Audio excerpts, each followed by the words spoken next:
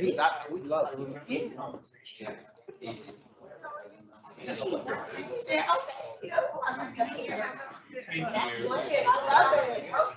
on its way out.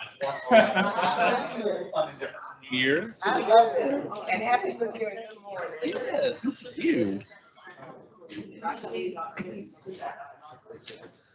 Okay, I'll give it a shot.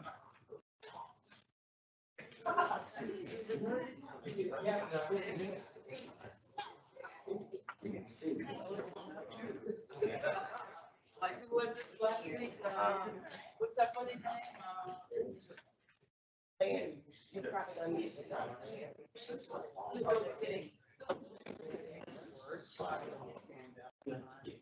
But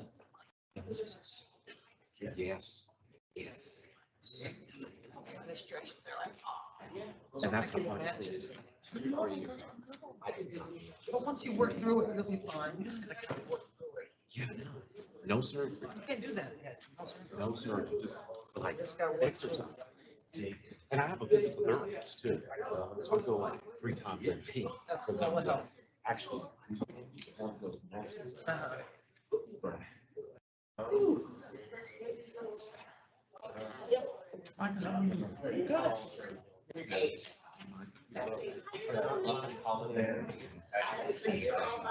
Shannon walking in the door and I'm like, it's an accident.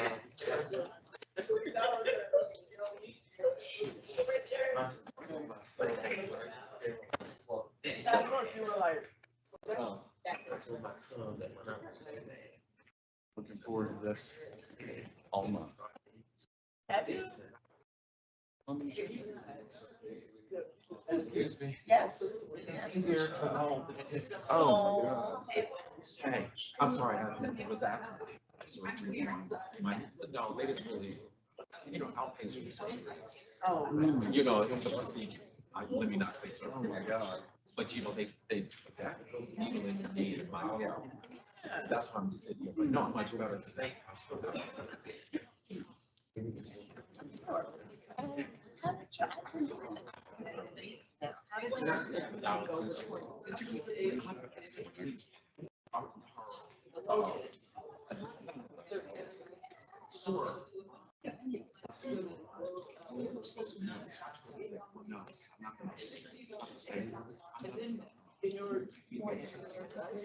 Richard, you're in the presentation. And yes, and I mean, you're also in the presentation. Hopefully it caught my good side. It did. You're right. She doesn't have the volume. What's that he has, but it's also very. It's, the general consensus is.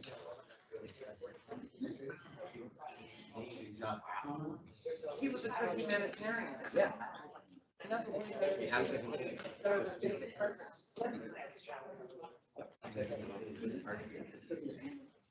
Not. It's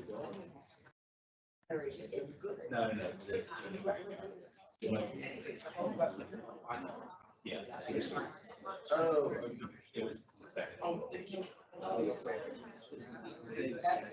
Yeah.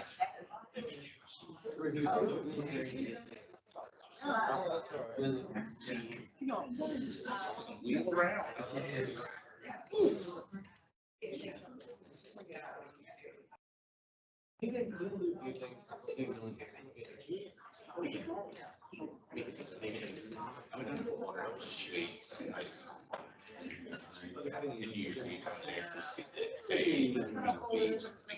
I always.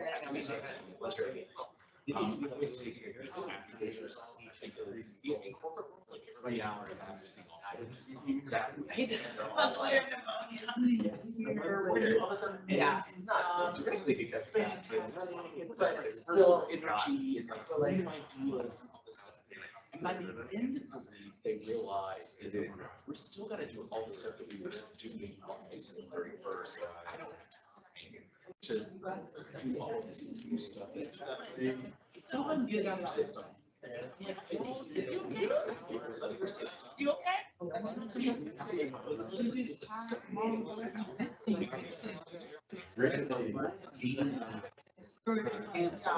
Yeah. All the day. Oh, hey guys, we're gonna have to back and podcast, but it was. I mean, it happens every year. It's like, I don't need that. I don't need all that. But what a way to start a year ago. Yes. That's why we have this is the low.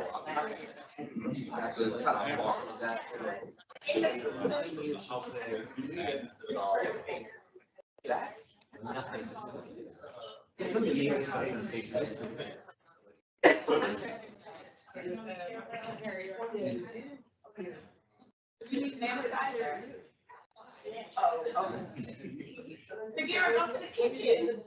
It's closer. Just gotta deal with the spirits. Be well, what's up? Mr. Taylor. I'm all over the place. Happy New Year.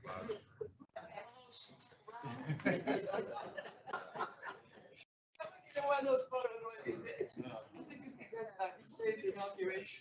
Yeah. And then there was another group working that I had not heard of before. So this is their volunteer. Quality growth. There you go. That's it. Yeah, Yeah. I was just asking Sagira about that. There's some new, I guess it's a new thing called Showcase Atlanta. I saw Sagira's on it. Oh, really? What is it? I don't know. It's something. How does that relate to what you were just telling me about that board? Oh, so we had the executive director come in to talk about it for their,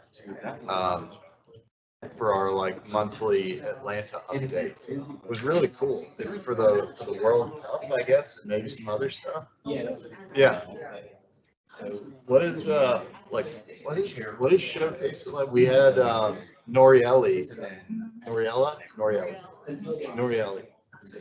come speak to one of our groups about Showcase Atlanta.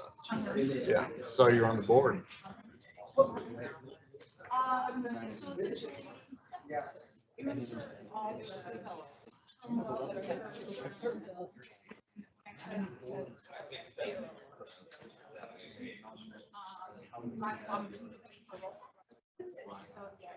But do you?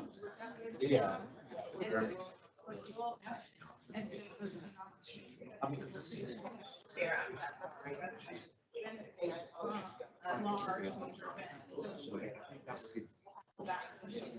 I mean.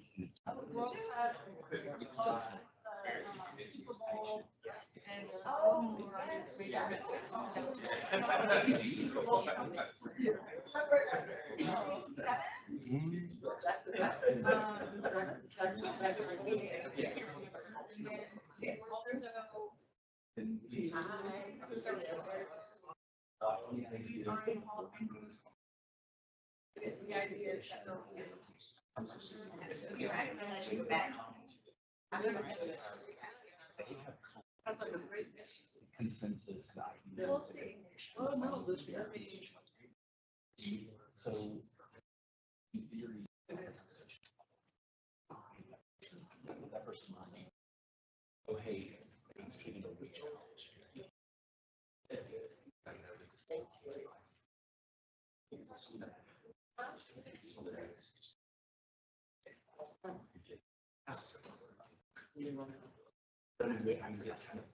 All right, everyone, good morning.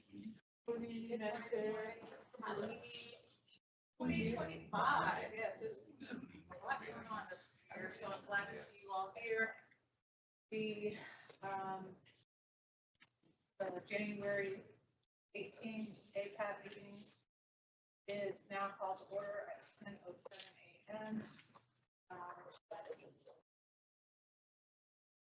So we have 13 members, so we have a quorum.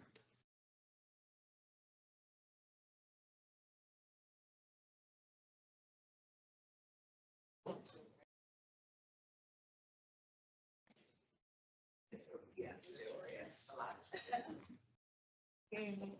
All right, so you all have the agenda before you.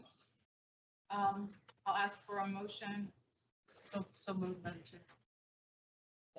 There's been a motion to adopt the January 18th agenda. Is there a second?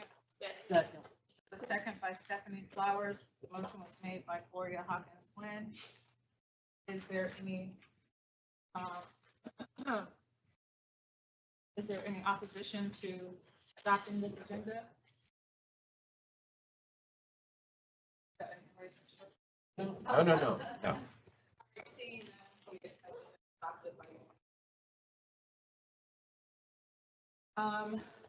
So I'd like to take the time to acknowledge some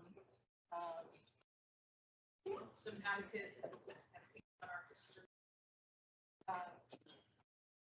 Senior advocate Ben Howard passed away this month at the age of 92, I believe. Ben was the APAB president in 2015. There was actually a Ben Howard Appreciation Day claimed July 15, 2013, just one day from his 80th birthday.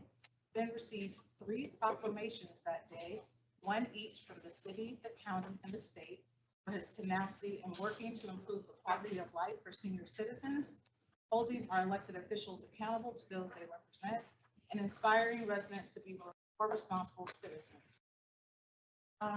Senator Vincent Ford also passed away on December 22nd, 2024. He served as the Georgia State Senator for the 39th District from 1996 to 2017. Senator Ford was the first author of Georgia's predatory lending law. He was also the first Georgia legislator to sponsor a bill to create a state hate crimes law. Additionally, Senator Ford was a professor at Morris Brown College and Morehouse College. Before being elected to the state senate, he served as APAB president as well in the early 90s, where he fought for the long-term community benefits for neighborhoods that would be impacted by the 1996 Olympic Games.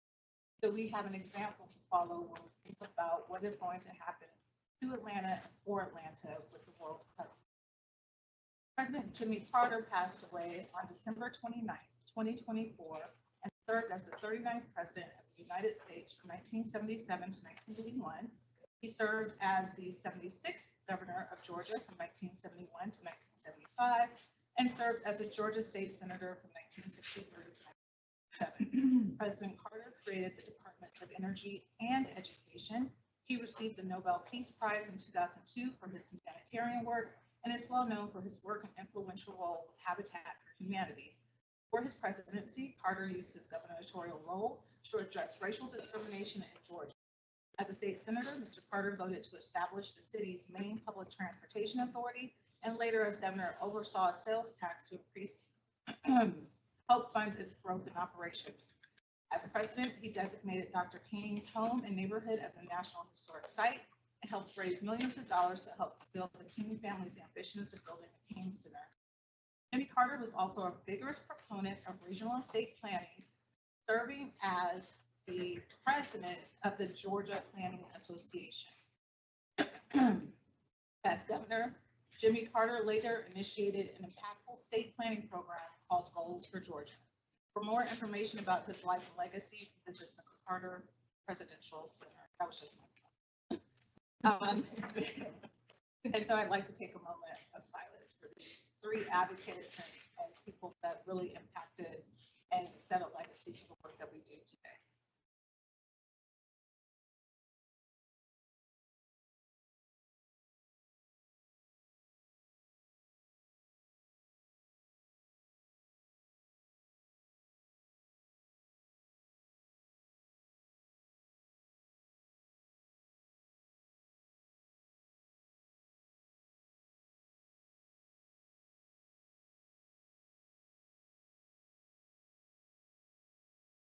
Right, and so before we move on, I'd also like to acknowledge all of the people that served on our 2020 Planning Advisory Board. Many of you all are back, but I just want to give a big round of applause for those that.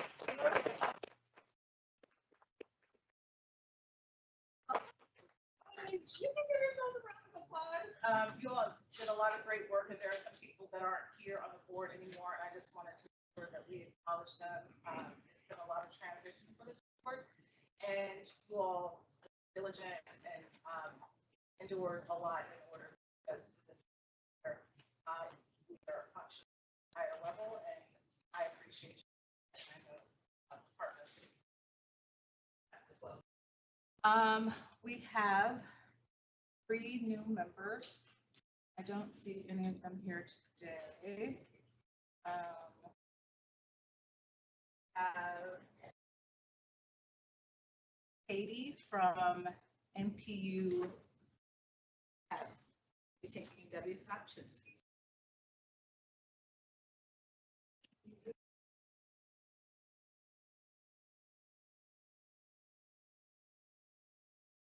Oh, Oh, yeah. Okay.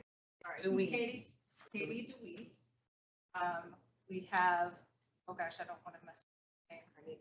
Carnegie She goes by Dolores. Dolores Lee Furlow, who is the new chair of MPUI and will serve as the representative for MPUI on the board. And then we also have Ms. Frida Hardin, who is the chair of MPR, and she will serve as the APAB representative. So looking forward to working with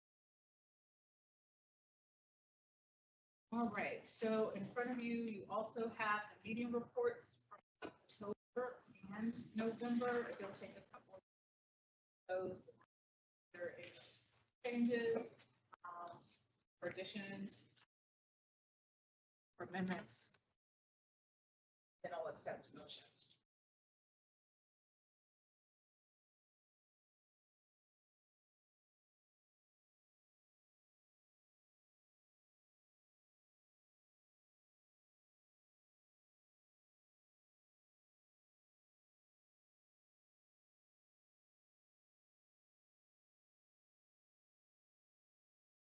Sure.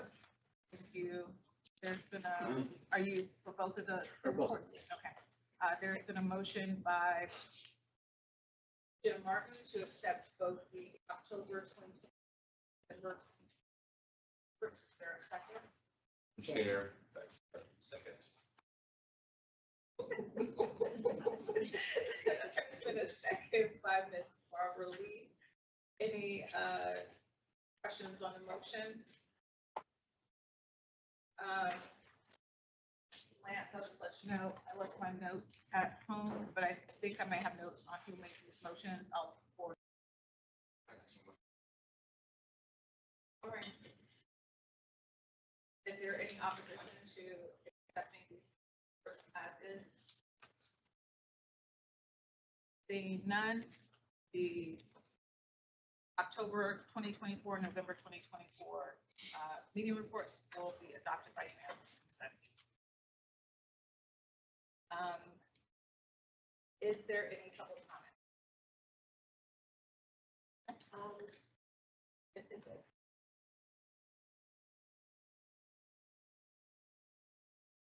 We do have public comment. We'll recognize Ms. Shannon Manigault, our Director General.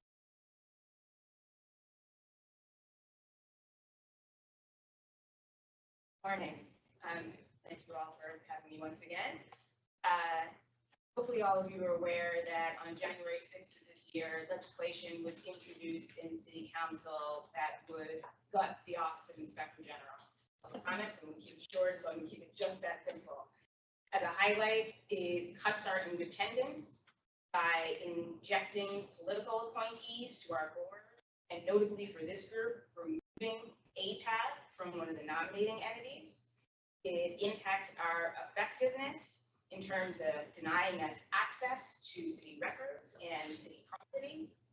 It shrinks our jurisdiction in terms of having us not be able to address criminality in the office, clearly why this office was formed in the aftermath of a corruption scandal, and limits our ability to look at matters that are only about substantial misconduct. So it does all of these things in a way that, don't take my assessment of it, former Council President Felicia Moore has reported to the AJC after Wednesday's FEC meeting that if these legislation actually go through as framed right now, might as well save the citizens their taxpayer dollars and just get rid of the Office of Inspector General, because the IG won't have the authority to do anything. I think that encompasses these changes perfectly. So I'm here because the the Office of the Inspector General, as you know, has been trying to make moves so that we can have legislation that helps us to do our jobs, that helps us to protect employees from city abuses, helps us to have taxpayers not have to pay bribes in order to get city services, helps us to combat corruption in the city, which is exactly why this office was founded. So I'm here mostly because if there's not some public outrage being expressed, if there is not some surge from NPUs and your membership to object to what's happening, this is going to pass, given the activities and showings from the mayor and from city council. And I want to say, those who haven't seen it, there's a new video that the city published apparently last night that's available that continues to tell lies about how the Office of the Inspector General has conducted its work. And it does so in order to justify these changes that are wholly unjustified. So, keeping my time, but I'm here to answer any questions that you might have now, or you all know how to reach me. I just wanted to make sure that I was checking in, because left unchecked, this legislation will be voted on and approved by February 3rd. And so the time to act is now. It'll be heard on Committee on Council on Tuesday, and then full council, and then we'll go back to FEC before a Committee on Council and full council on February 3rd. So the next action day would be the 21st, Tuesday, Committee on Council, full council, and of course you can reach out to your council members or the mayor's office to express your feelings or those of your membership before then. How much of the budget cuts being proposed? So that's the thing, it's not doing it by fiscal dollars. It's not a money situation. You're a $2.5 billion office. There's no changes to that. But the taxpayer dollars that would be wasted would be that there would be $2.5 million spent to do nothing. So I'll say this, the ICR function was kept intact, so I guess not nothing. But for the actual investigations that we're doing, the investigations into fraud, waste, abuse, that we would have such problems actually effectively conducting investigations, such problems getting access to records and city property and city facilities, such reversals of what the charter has now, where we were trying to make improvements, that's why the assessment of you might as well save the taxpayers their dollars. At the meeting on, I guess it was Wednesday, Howard Shook said, and nobody disagreed, that they all agreed that problems had been revealed that needed to be addressed. And yet all of the problems that were cited were imagined problems, as in this could occur, which could have been easily known at the time that your office was created. I don't know if this new video addresses this at all, but I mean, I have yet in all of these hearings to hear anyone say this problem has occurred. That's what's interesting. The video actually does state that. It says this problem has occurred. The problem of us, we need to have guardrails on the Office of the Inspector General because they're going and taking people's personal property. This is something that I have said has not happened. Has not happened. I've said it once, I've said it twice, I've said it 3 times, 4 times in public, that this was stated as fact by the city attorney in this video is unconscionable. And the public needs to be aware that it's a lie and call it for what it is.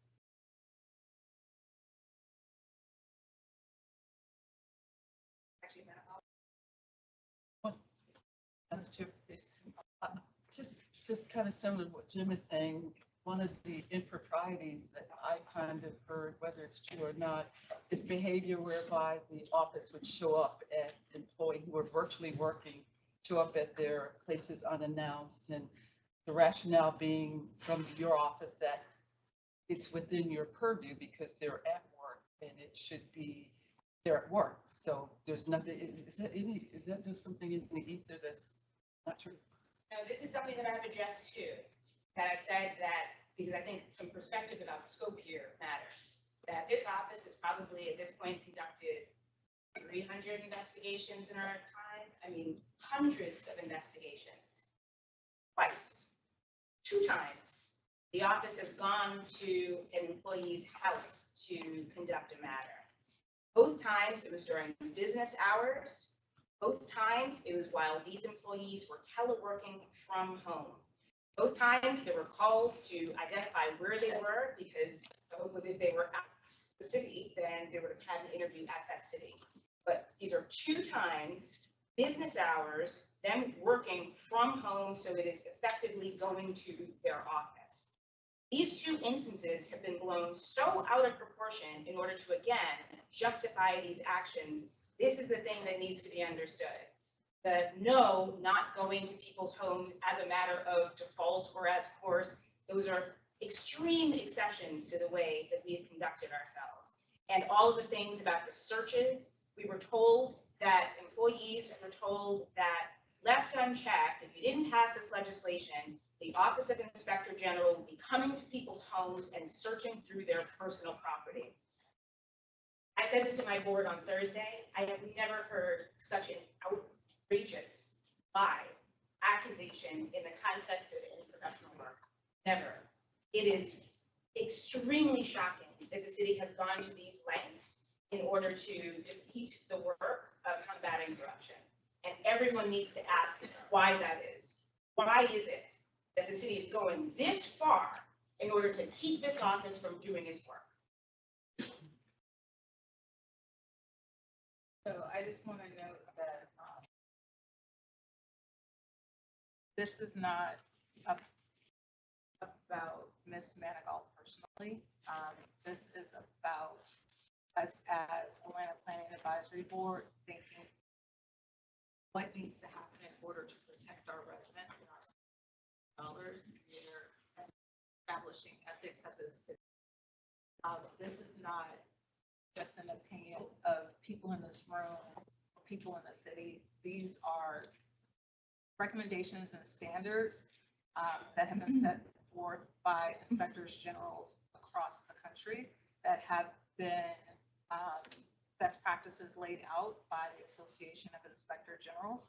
And so when we're talking about what we should do as a city and how we should move forward to be this world-class city that we keep hearing about, these are the standards that we should hold ourselves.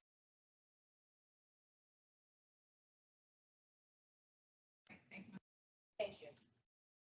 Is there any other public?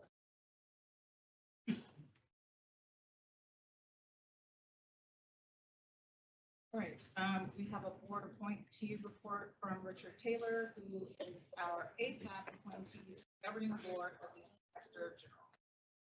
Taylor?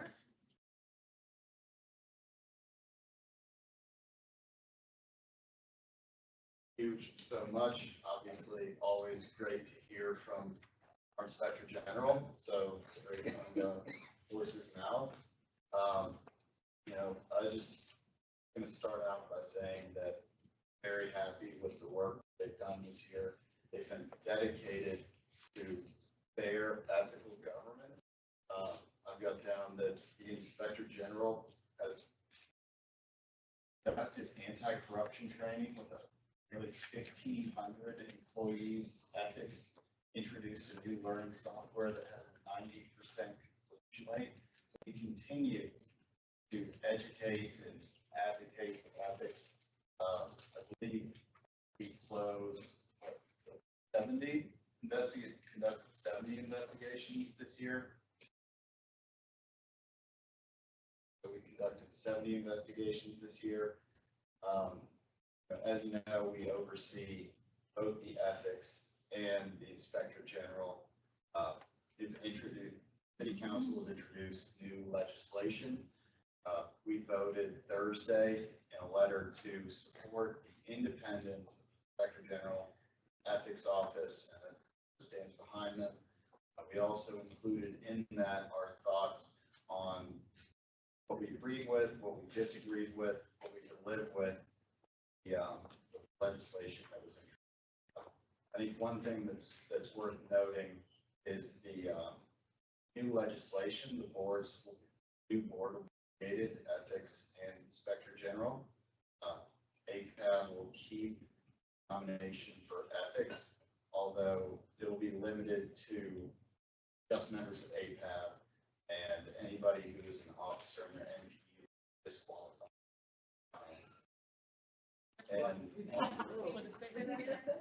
So that's about 100 citizens. Officers of MPUs will be disqualified from being appointed to, for the ethics office, the new ethics. Also, I believe that League of Women's Voters is being removed from new Inspector General, and the 7 trustees is also being removed.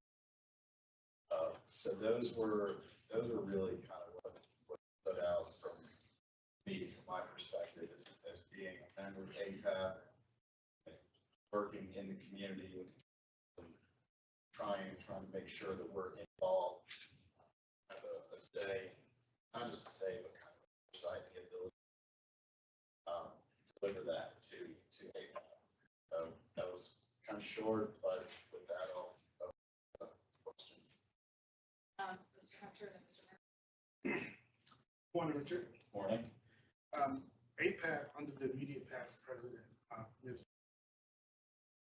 decided that for this particular board appointment to serve, she charged us with minus one of the most high ranks to serve because she felt like we needed to pay better attention and, various reasons that she gave last year.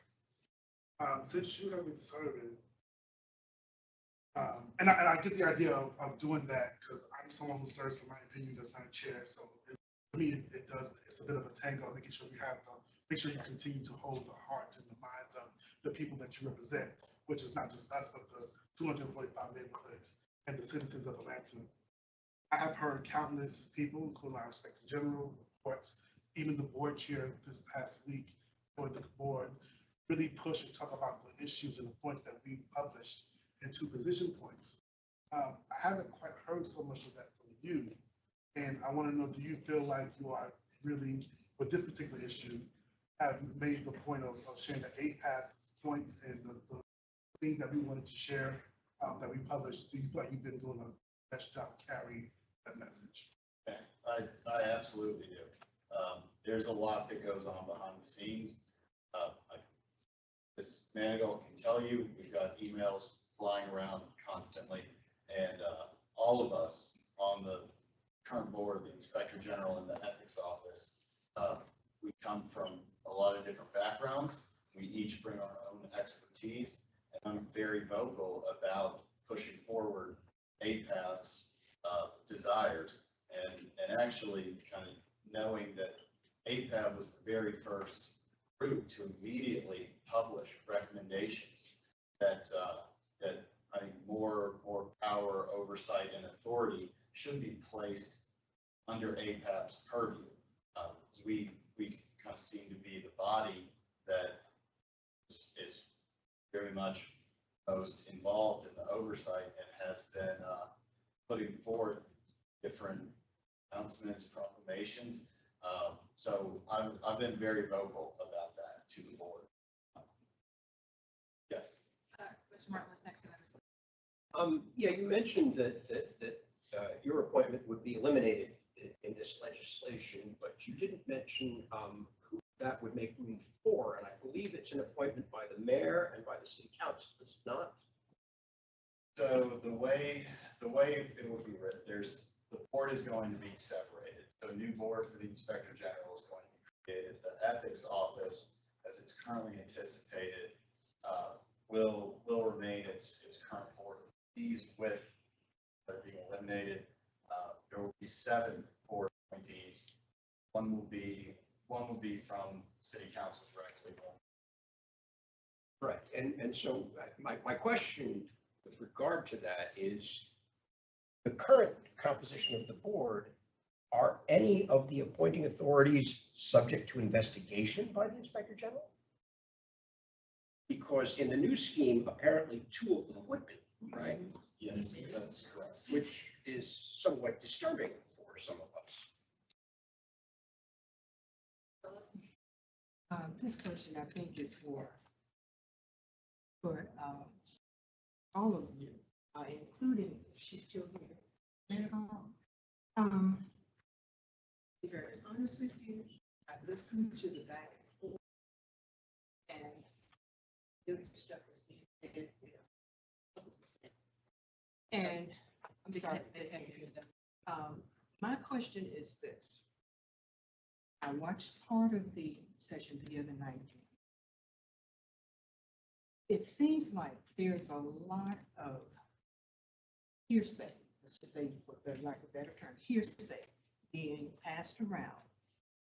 Documentation, like our paper that we submitted, has not been discussed in anything that I've seen so far in sessions. It seems like in order to get the city's attention, the council, particularly on something that is as sensitive as this, the NPUs have to send something collectively to the council. And my question to all of you is, the committee on council actually meets Tuesday. I don't know what enough time to do so. But do you think that perhaps at this point, we need to draft a letter that is signed by all NPUs or as many that sign it, basically asking that this legislation be tabled until some better resolutions can do something? I think it seems like it's being one of those things again that's being pushed down our throats, and the powers that be have already made up. But when we do things collectively, that's when they stop.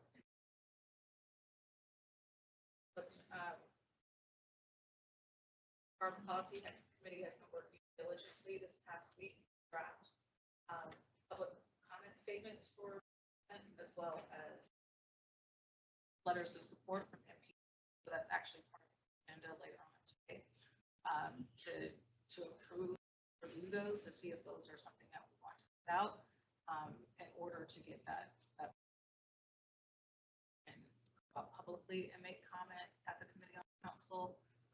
Make sure that their city council members know their stance, as well as understand that, yes, we want to table the legislation, but it doesn't just need to be tabled once it's tabled. These are the issues of the legislation that we actually like to see. I just want to say this, Phillips, I thank you for your leadership. You're spot on. That is coming. Digging back to my original question, say, Richard, we thank you for your service, but I think we need to hear questions more publicly, because you're the only person that represents a direct connection to the neighborhoods. Everyone else are civic, business, or other types of entities, and they have the advantage point. But you're literally on that board. You are the voice, the only voice that we have that is supposed to be. And we need to hear you more in public spaces, talking about the key points that asked on this relationship. I'd also just like to take a moment. Everybody around this table, an officer of an MPU, raise your hand. I think you need to quantify that. The legislation says that. But there are some offices that are not recognized, that MPUs have that are not elected. Such as, like, for example, MPUP's parliamentarian. that's considered an office. MPUD's secretary? I can tell you who it is if we know who it is. If we're told, it's in the. Yeah, I know we don't communicate that. We can, president, we chair, vice chair, treasurer, secretary, and one more, but we don't communicate those appointments. I'm sorry, I'm gonna center us for a second. I think we're getting a little bit more in the week right now. Can you let us know what the question is about? Oh, I just wanted everybody to kind of understand who wouldn't qualify to be member of the Inspector General under the new legislation, and just to kind of get a sense of candidate pool, and it shrinks dramatically. And so, and just to clarify, this would, APAB only would have an appointment for the ethics. Correct. Not for the inspectors. They would be separated. Richard, I'm not sure how I got in the thread of Felicia Henderson. But what she has done is sent research showing how we're not alone in this. OIG office is being pushed back in various jurisdictions in the story, but she's also outlined that best practices. Make sure everyone has that information. I've received several, but comprehensive and essentially speaking to we're not alone. And there's a template, there's a playbook for how to approach this issue vis-a-vis. Yeah, absolutely. And I'll circulate that and just checking my phone records. But about 2 or 3 days ago, I spent just about an hour and a half on the phone with the executive director of the Association of Inspectors General, just trying to really get a strong, good understanding of what a healthy Inspector General's office looks like and how we can best kind of bridge the gap and work with everybody to make sure that happens. So, I mean, just know that taking the extra step, trying to learn as much about this office as I can, advocating for APAB, and trying to bridge the gap so we can pull this together. In my mind, everybody works for the city. There's no reason it needs to be adversarial, but the Inspector General needs to be free, fair, and able to conduct her investigations. Mr. Kessler and Mr. So just to be clear, the current code also doesn't allow NP officers to serve on the governing board, so that is not a change. If there's a change related to this, like the membership having to come from this membership, that's not what's stated currently, but there could be a change in interpretation. I just want to clarify that as of right now, officer cannot be APAB's nominee to. Yeah, I just wanted to touch on Gloria's point, which I think was very important, that I also get those emails from Felicia Henderson, and they're jam-packed with useful information, but I have no idea how I got on her email list because I've crossed paths with lots of people. When the IG office did a presentation with us last year, there was some asked for people.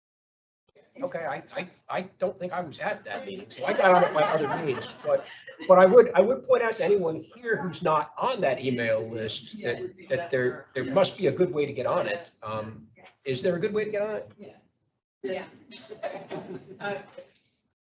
So the Inspector General at ga.gov is the email address for the office. Anyone who is interested in being put on our supporter list, because that's what it is, the distribution list for supporters, those who signed on to get information, can be put on, just email that, or email me, or talk to me after, and I'll take your email address. Thank you.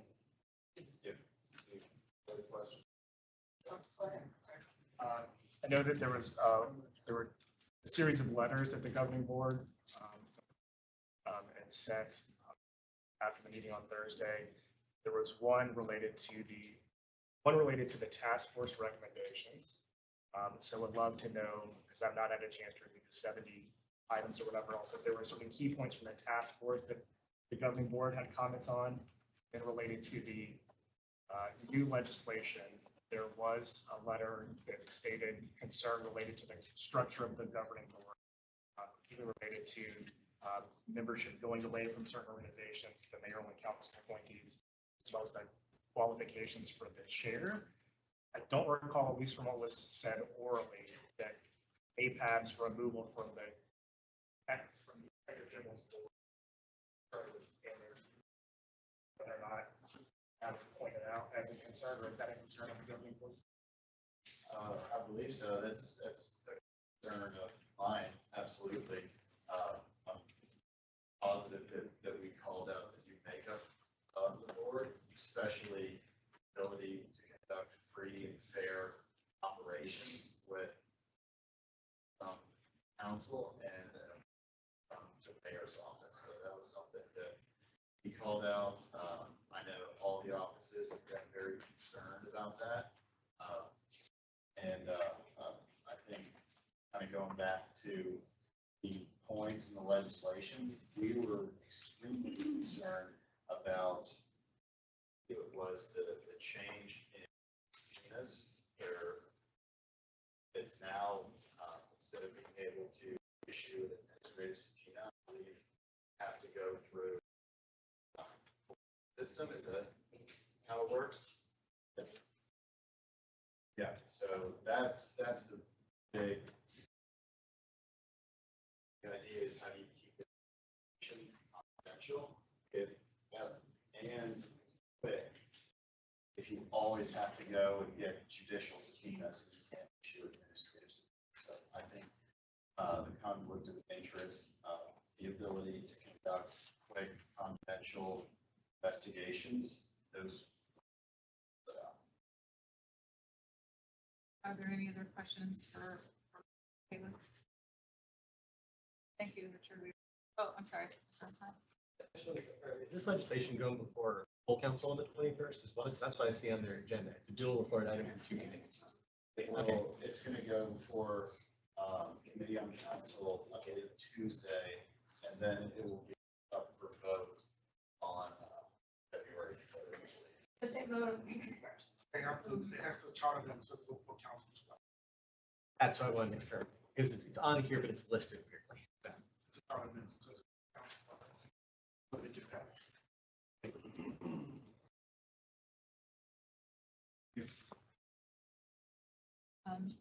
I'd like to welcome our MPI representative, Ms. Furlow. Welcome. Glad to have you. Do you want to introduce yourself quickly?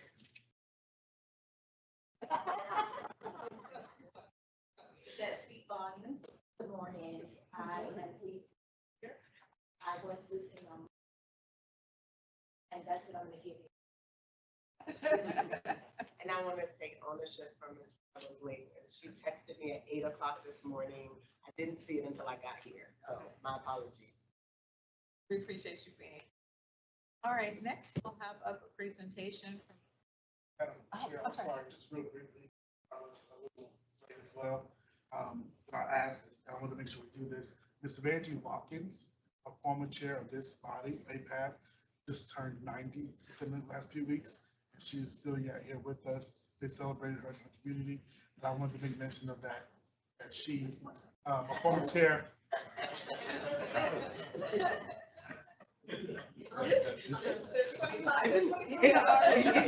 Isn't that your boss?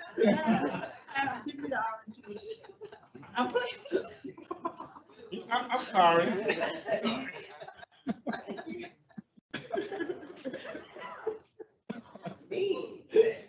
for that acknowledgement. Might as well be the mayor coming in here.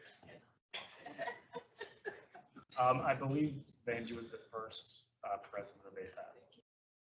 Oh, sorry. It's been hard.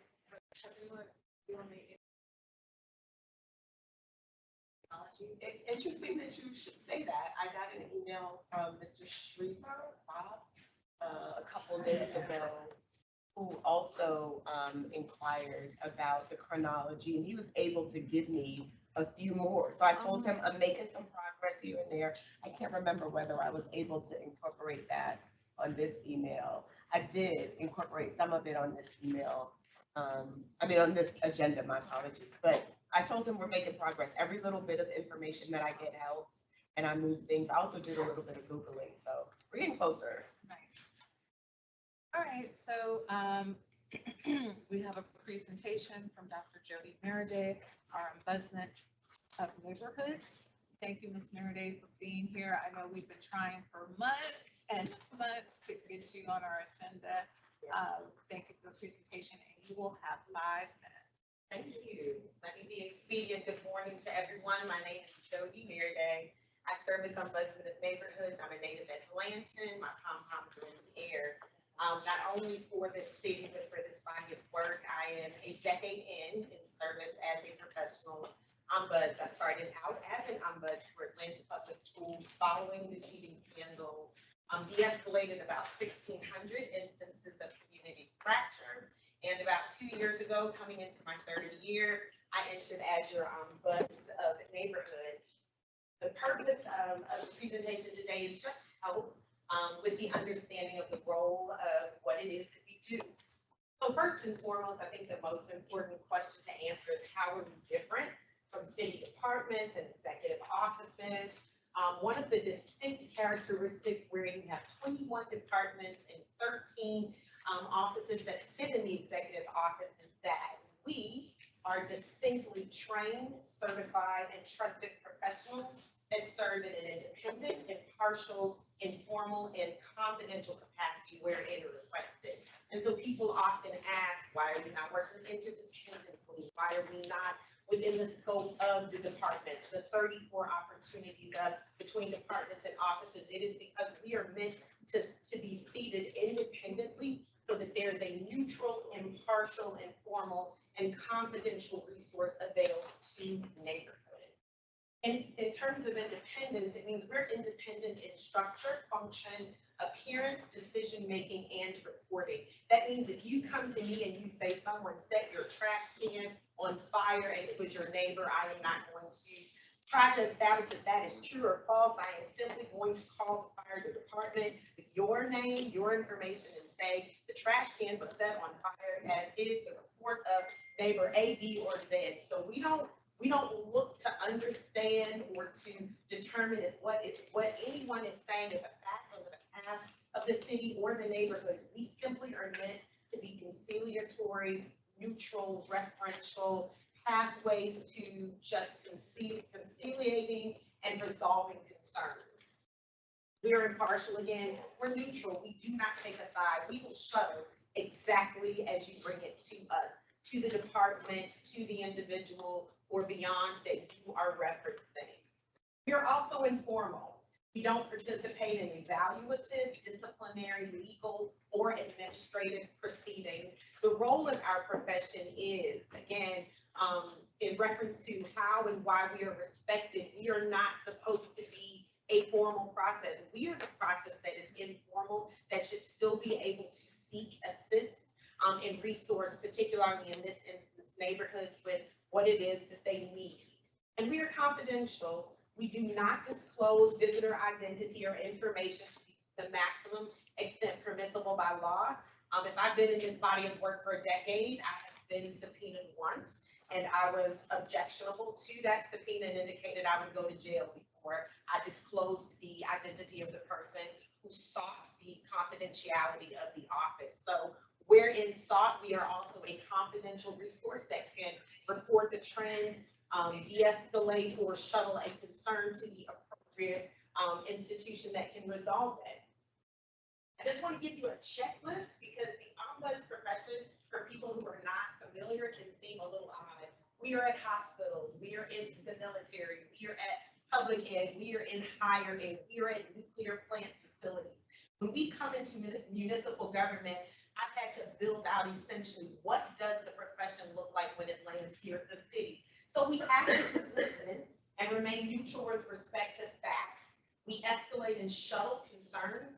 We call everyone who comes in to speak to us a visitor. Number two, we can assist in framing or reframing your concerns and issues so that we can assist with solutions. I've had people who are highly escalated who have come into the office with fire and brimstone. And then when I say here, assist in framing or reframing, I might reframe the fire into a subtle ember so that it can be delivered where it is desired and then get the outcome that is preferable to the individual servicing. We shuttle or refer people, visitors, constituents to departments, offices, processes, resources, and options for remediation and redress. And we support people through their journey. You might come and say, I've had a difficult time getting a return call. I've been calling for 3 months and not received feedback or a callback. We assist in that process by being direct contact. I call it the call, text, show up. If you haven't gotten the response and then I don't get the response, we will shuttle through City Hall and sit in the office where an individual may be living to get the response that you are seeking. Surface and refer issues through formal resolution channels. And lastly, we report trends and make recommendations to the executive officer that identifies opportunities for systemic change. And lastly, who are we? Again, we've been building this office from scratch. It was me by myself initially.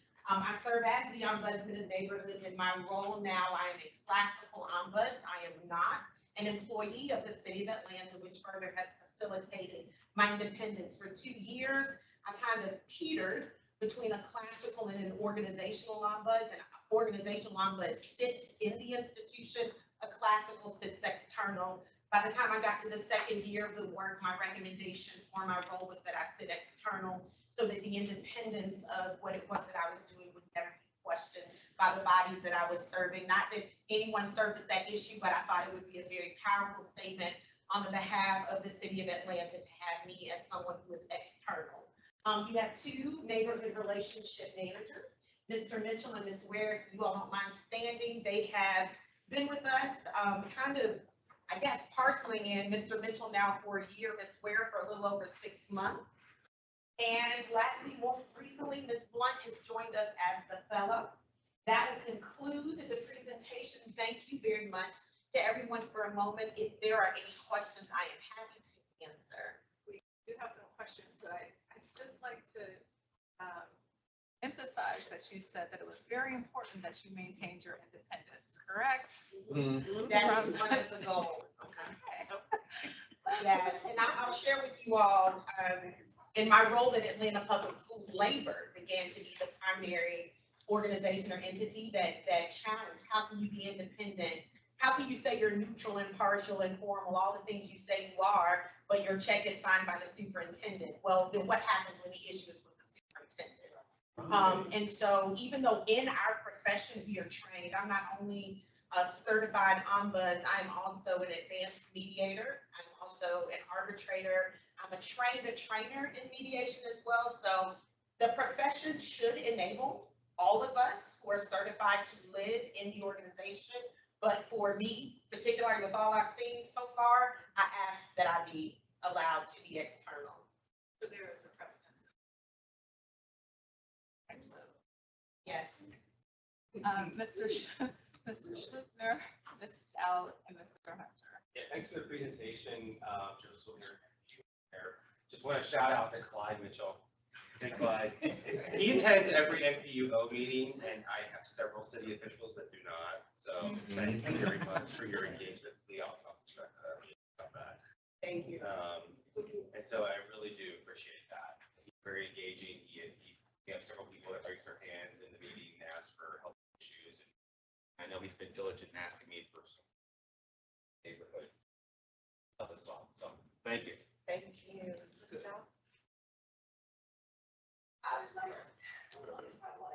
like to echo what he said.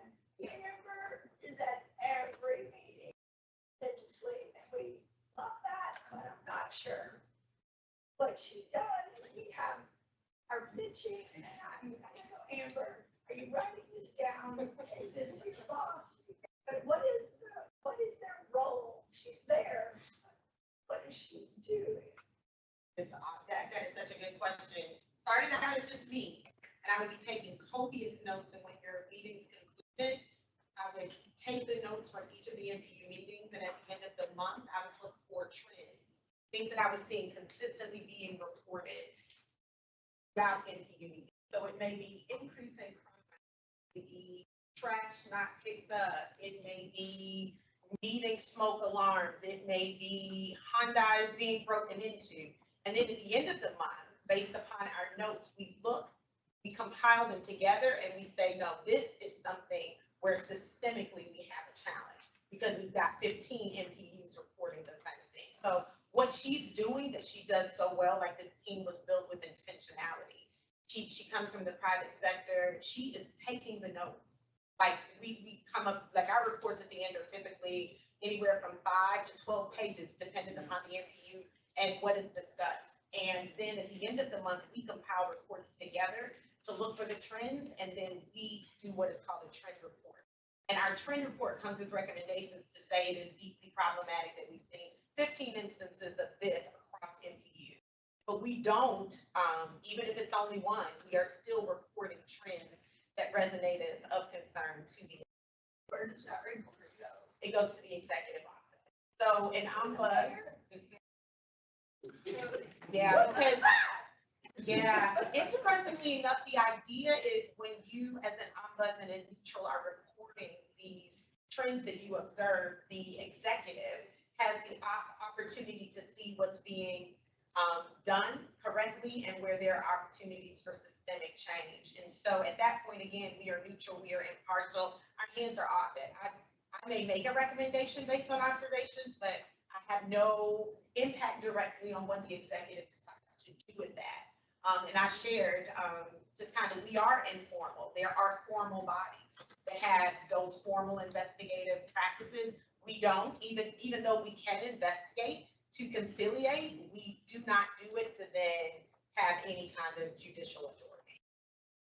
Yes. We have several questions, so I'm going to ask that we have as answers as possible. Perfect. And I love economy of language. I would also love, if it was possible, since we represent the 25 neighborhoods and the 25 neighborhoods and 245 neighborhoods, if we could get a copy of that report, because those are the things that we discuss. Mr. Hunter, and then this was Mr. Martin, and then Ms. Steins, Ms. Phillips, and Mr. Burton. So Mr. Mr. Hunter, I just want to react to your last statement. As an ombuds, we do not disclose reports to anyone other than the executive, and the executive has the, that would be the individual to ask if a report. Mr. Hunter? Madam Chair, that was gonna be my question, and I would say, that doesn't seem neutral or impartial, to let you know. That it's only being shared with one party. That would be so impactful since you are doing that work for us. And the other thing is, on this slide, with the contact information, the email address is same. Is that an accident? Because, yeah, we don't have email address. That is an error. So I realized when we started our slides that the document that we are presenting from, there were two. This was the one preceding the last revision. So I am happy to make those modifications to ensure that everyone has our information. However, in you all's meetings, our emails and our phone numbers should be disclosed, and I am happy to share mine as well. So that was an error. I didn't want to stop and go back and say, let me get the right slides up. Thank you for a wonderful eye. But to your neutral and impartial piece, I would challenge that, because you can ask what the trends are that are reported to the executive office. Again, we have to be trained by standards that are U.S. Ombuds and International Ombuds Association. And so the disclosure of our documents belong to where we are seated with that body. So I think what we can do is simply ask the mayor and say that it is the request of the neighborhood that they see the trend report. Ms. Steins? I just wanted to highlight Clyde again. He's at all our meetings, very helpful, very supportive, had a lot of issues. And I think, to your point, Amy, you guys are like a liaison between departments, getting things done that in the, and for you, neighborhood level is a little challenging. So I encourage you to ask Amber all the stuff that she can do, because you'd be surprised the things that they get done. And I just wanted to echo that. Clyde has been, thank you, Clyde. Yes, if I have a grievance that is also part of a trend of grievances, is it better to pursue that as a trend or as an individual grievance in terms of which is more likely to yield some sort of resolution? I invite you to do both. On the individual ones, we are typically starting with a ticket number, and we have escalation protocol, and so it can be very specific. And if it is larger in scope and scale, I mean, I've done facilitations as large as 20 people, because there's an intersection of a similar issue, and then we seek resolution with the group. So I encourage both. I mean, we are growing and evolving the office based upon the neighborhood needs. So make the deposit. We're going to try to grow to be able to respond to whatever it is that you need. First of all, I'd like to say, Clyde Mitchell is awesome. All right, he is absolutely awesome. But I'd like to say to each of you, please use the ombudsman's office. Even if you don't know whether an issue actually should be sent to them, do so. I think I mentioned to you all that I'm having some issues with housing, affordable housing, and because Atlanta Housing had most of the projects in my NPU, it just got to be a real nightmare. I want you to know I survived it because Ms. Meriday sent Mr. Mitchell to be there for me. He didn't have to open his mouth, but the fact that he was present made Atlanta Housing back up and stop and think. And even the city people that were kind of backed up and said, okay, yeah, maybe we need to reconsider this. So even if you don't know whether the issue can be addressed or they can help you with it, contact them. They will let you know. I call them. If I have any questions, I will call and ask. If you can't help me with this, can you recommend which way I should go? That helps a lot. And it's the one agency in the city where you can feel like you're going to get some advice, and it's going to be impartial, but it's going to help you. So please use that office. I'm living proof. I would not have made it through what I was dealing with had it not have been for. But And just a reaction from Ms. Phillips, the other thing that I've been cognizant of with this office is not to have it weaponized.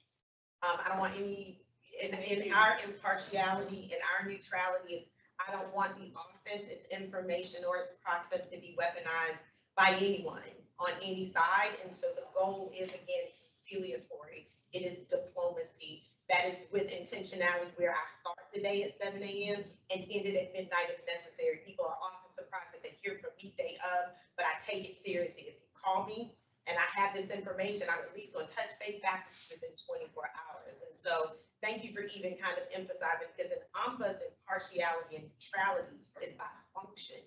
You have to live somewhere. There's going to be compensation, whether you're organizational or classical, in terms of who you are reporting into or what you deliver to them. But we want to be right, walking a straight line of always being seen as an office of fidelity, integrity, and neutrality. Bernie? I'm a little bit confused, so you can kind of straighten my head out. I do want to give further accolades to Mr. Mitchell. He's always at NPUX, gives us very good support.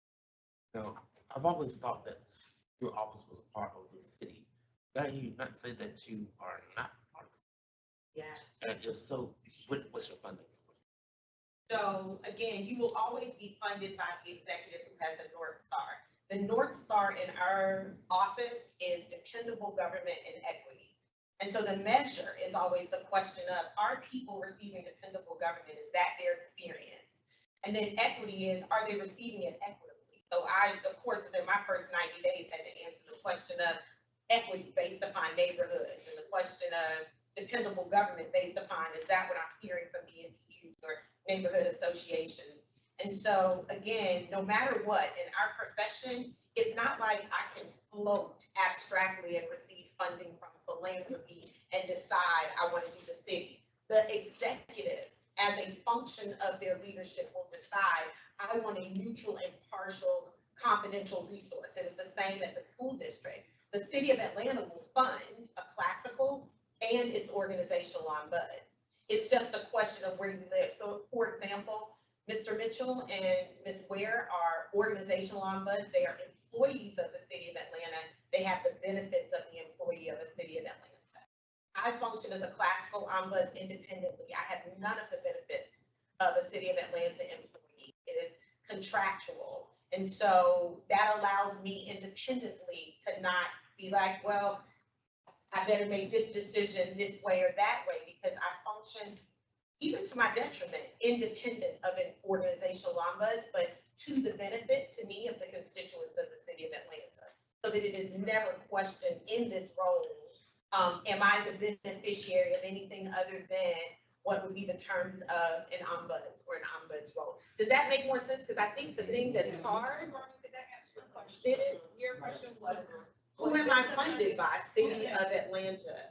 And the executive at the corporation, the school, the hospital, or otherwise, is the one who says, I would like to have someone who is a designated neutral and partial resource in the org or external to the org. so did she answer your question? You want duties as an ombudsman for the city of Atlanta, who pays? Who pays Yes. her this? Yes, so I am with Signet Systems, who, yes. So the employees that work external to the city are with an entity that serves in the function for contractors. I initially started out as an employee, but to further escalate my ability to operate independently and practically, I am with Signet Systems. And the neighborhood relations managers remain at the city of Atlanta. So it's the city of Atlanta that buys the copy paper. Yes. Yes, but that's customary for any ombuds. If you're at the hospital will do it. If you're at a school district, the school district will do it. The function is that the executive leading the institution wants a neutral and partial professional in place. We have one more question. Again, we'll just ask for very direct and answers, succinct answers. If I can, before my question, how do you spell Signet? C-Y-N-E-T. Okay, thank you. That's what I had. Just wanted to make sure. Can you explain for them, before Mr. Howard's passing, one of the things that he hounded my office for regularly is NPU chair or leadership training on open records. How does your office get around open records laws if your trend reports or other correspondence is not available to these leaders or their members, if it can only be given to the mayor and only gotten from the mayor? How do you get around open records? I think I need to respond to that one in writing. I'd like to be very deliberate about my answer. Mr. Mitchell, if you could catalog the question, how does an ombuds? And actually, I want to reframe the question. Hold on. Not get around, because you shouldn't be striving to get around the law. Right. I shouldn't have worded it that way. How do you work within the law, the open records laws, while maintaining the confidentiality, the impartiality, and everything else that you explained? That's the question. I love it. Thank you. And I'll respond to that in writing with the hopes that at the next APAB meeting, the answer can be read. So I want to be aligned with what I know our governing body would advise, as well as what would be requisite for municipal government. Governing body? You said requisite with municipal government. And for me, where we get our foundations training is U.S. and international ombuds. So I want to be sure that the answer that I provide synthesizes that for you. Okay, thank you. Thank you, Dr. Meredith. I appreciate you so very much. I appreciate you all as well. Thank you for serving and uplifting your neighborhoods and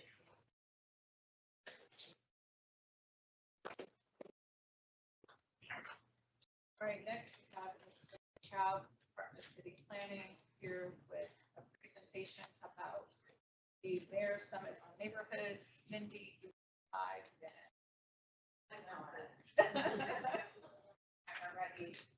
Ooh. It's good to see so many familiar faces. I am Mindy Cow. Like Sierra said, I work in the Department of Planning, and I'm here today to talk to you about 2025 Neighborhood Summit. We're in the planning phase of it, and I'm here to get your feedback. I have 5 minutes, so I'm going to be rushing through the slides because I know you have them in front of you. And I really want to spend as much of the time as possible getting your feedback. So here's my agenda for today. To recap of 2024 Neighborhood Summit. So this was an event that was started in 2023 that was launched by Mayor Andre Dickens. And really the purpose of it was to have this vision for uniting neighborhood leaders around his vision for supporting neighborhoods, which is essentially working towards a way to align city departments around neighborhoods. They will always be aligned around citywide priorities, but how do we do both? And so Neighborhood Summit is sort of an opportunity to highlight that, but also to have co-working sessions on some of the issues that city departments.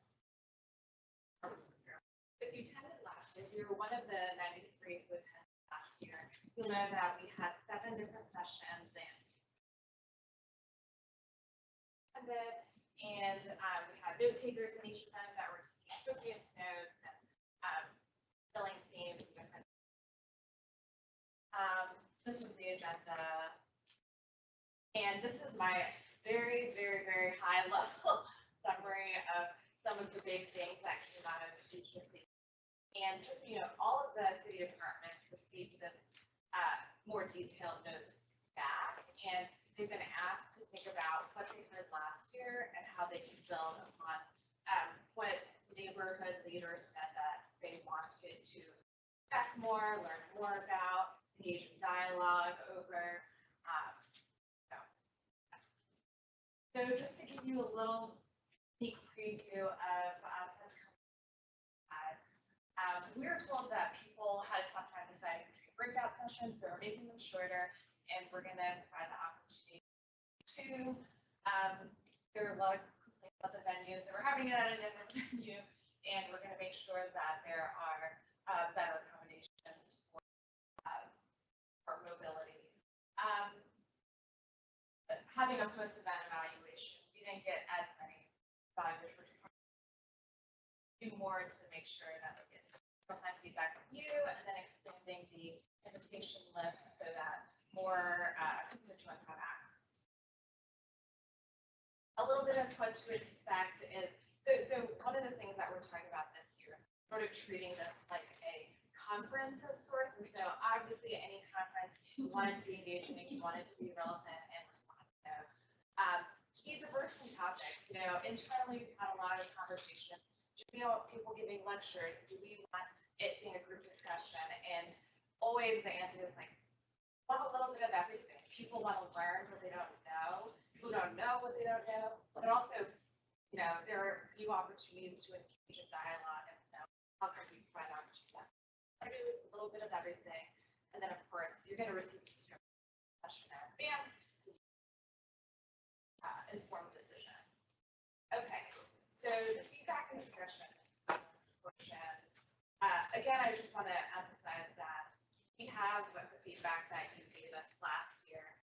I've asked all of our department partners, and this to be intentional, but not just like doing whole dog and pony, but really being responsible about what is presented and how they facilitate. But it's been a year, so I want to know from you all.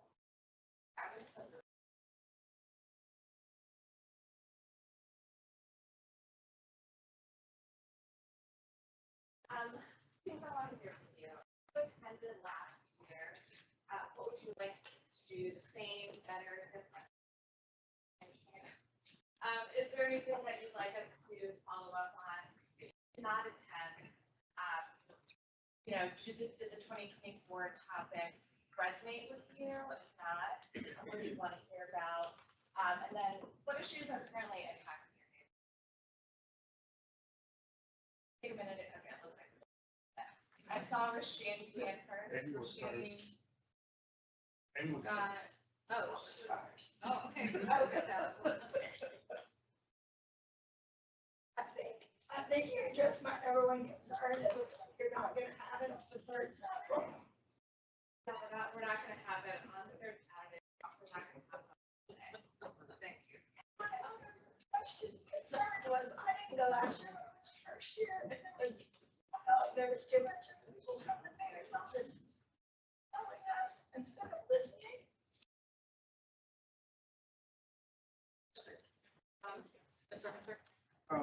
A big takeaway that I had last year was the data on the equity, the Tale of Two Cities. And I would hope there will be a recap in terms of where we are and has there been an intentionality in terms of closing that gap. And so what have been those things and what's to come in terms of still constantly evolving and a lot of the kids have it on. So I hope that we're going to still carry that seed. Yes, I did attend, and a couple things, stats from the last year to see what you guys actually did to improve neighborhoods. because we felt like just a lot of data was just being shoved down our throat. And then this next year, obviously you're gonna get a new forum venue for it, because it was a little confusing. And then I'm gonna have to echo with Rasheen, that tale of two cities, the disparity between equity of North and South. And then I did a little research of our neighborhood and PUT. And I'm not saying it's just our neighborhood, but the average sales price in our neighborhood is $400,000 or $500,000.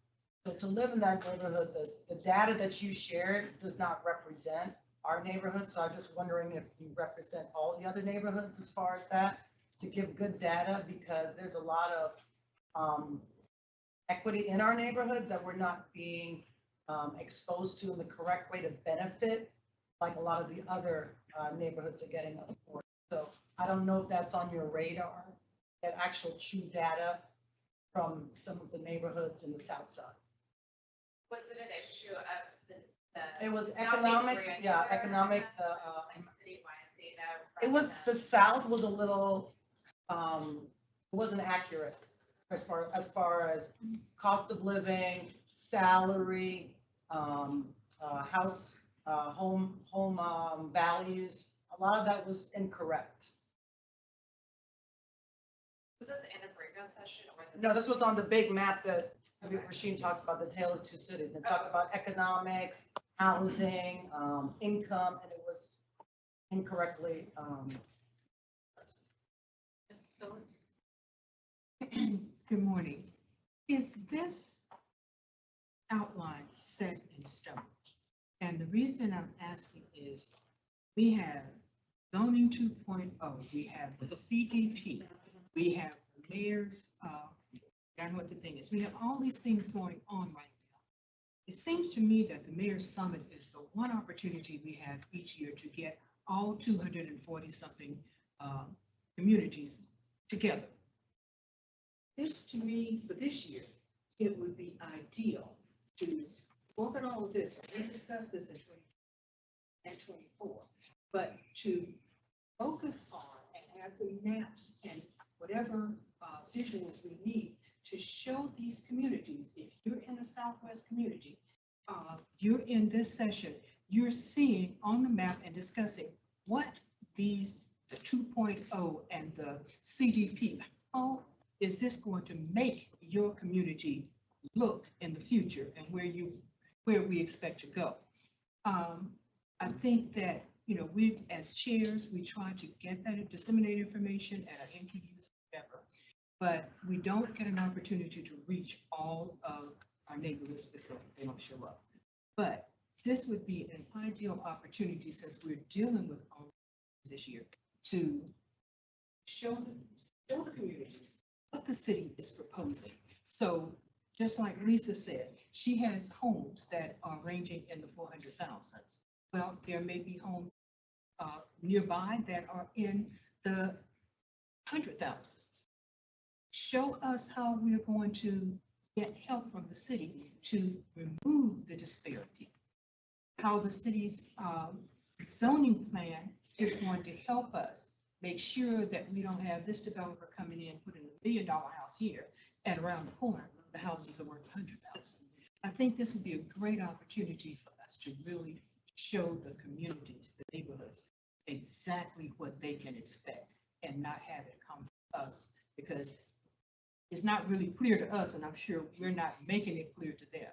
But so if this is not set in stone, I would really love to see us review and come up with something a little bit more current. Right now, the currency for us is 2.0 and CDP. And can I jump in on something that you may, I'm not sure if you're aware, but when you all met with the mayor in your November meeting or October meeting, you brought that same points up then, Ms. Phillips, and I wanted to report back. I was going to do it in my report, but it's relevant now, so I'll get it out of the way, that we actually, as a result, literally as a direct result of that conversation, we have begun, we had our first coordination meeting on this past Thursday with those other departments that are leading those plans, those citywide plans, and we are coordinating together directly directed by that conversation that y'all had. So that's a win for APAB for sure. And I can get more into that later if time allows, but I think it is relevant for the summit as well. And I think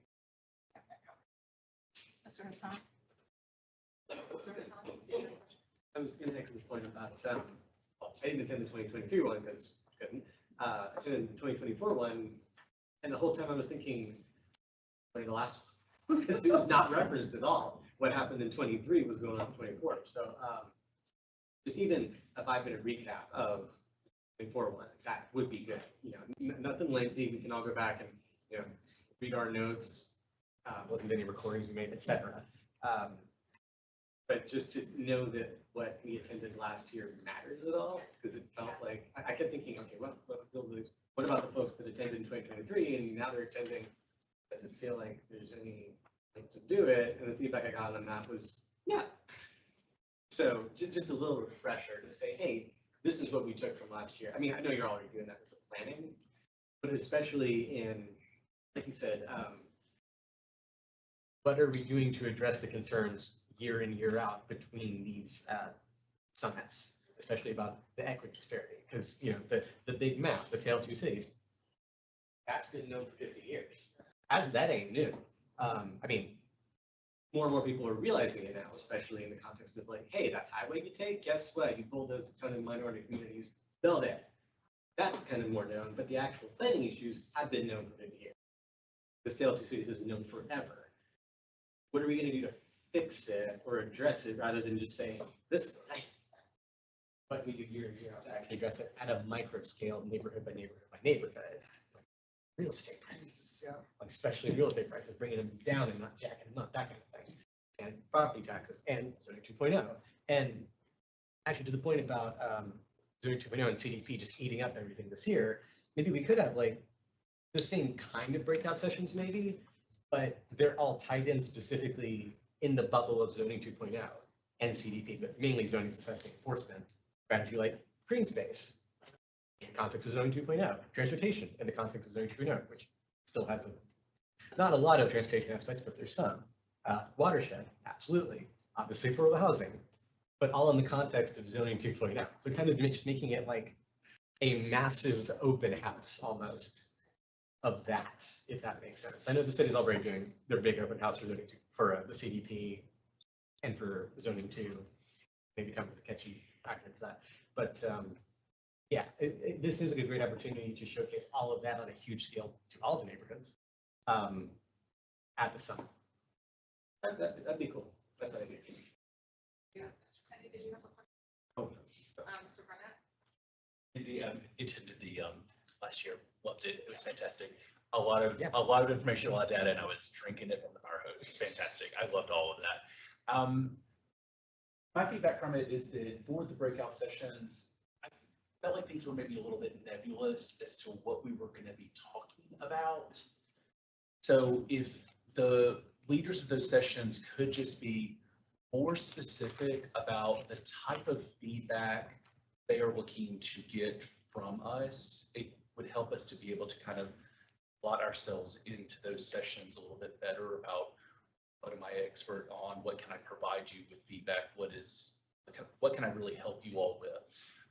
And as the event seemingly becomes more annual, I think about what are things annual that can happen. Just there might be an opportunity in the future for the city to come together and around these areas, talk about what are the initiatives that the city is going to be launching in the year ahead, and how do neighborhoods feel about these new initiatives.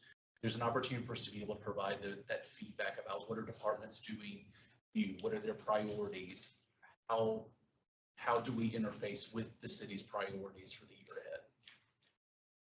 So it's 11:27. We have 3 more questions. Take 3 minutes, but we only have an hour left of time. We still have a lot to get through. So what I'll do is I'll have them each ask their question, and then you can give a summary response of that. Any already asked.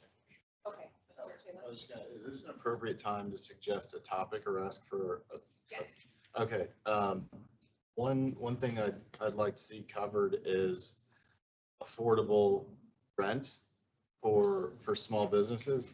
The way I kind of think about it is affordable rents or the net in small business is the next offshoot of affordable housing. And it's how do we reach and support people who aren't scrolling through Indeed looking for big jobs. So I'd like to hear and learn something about that.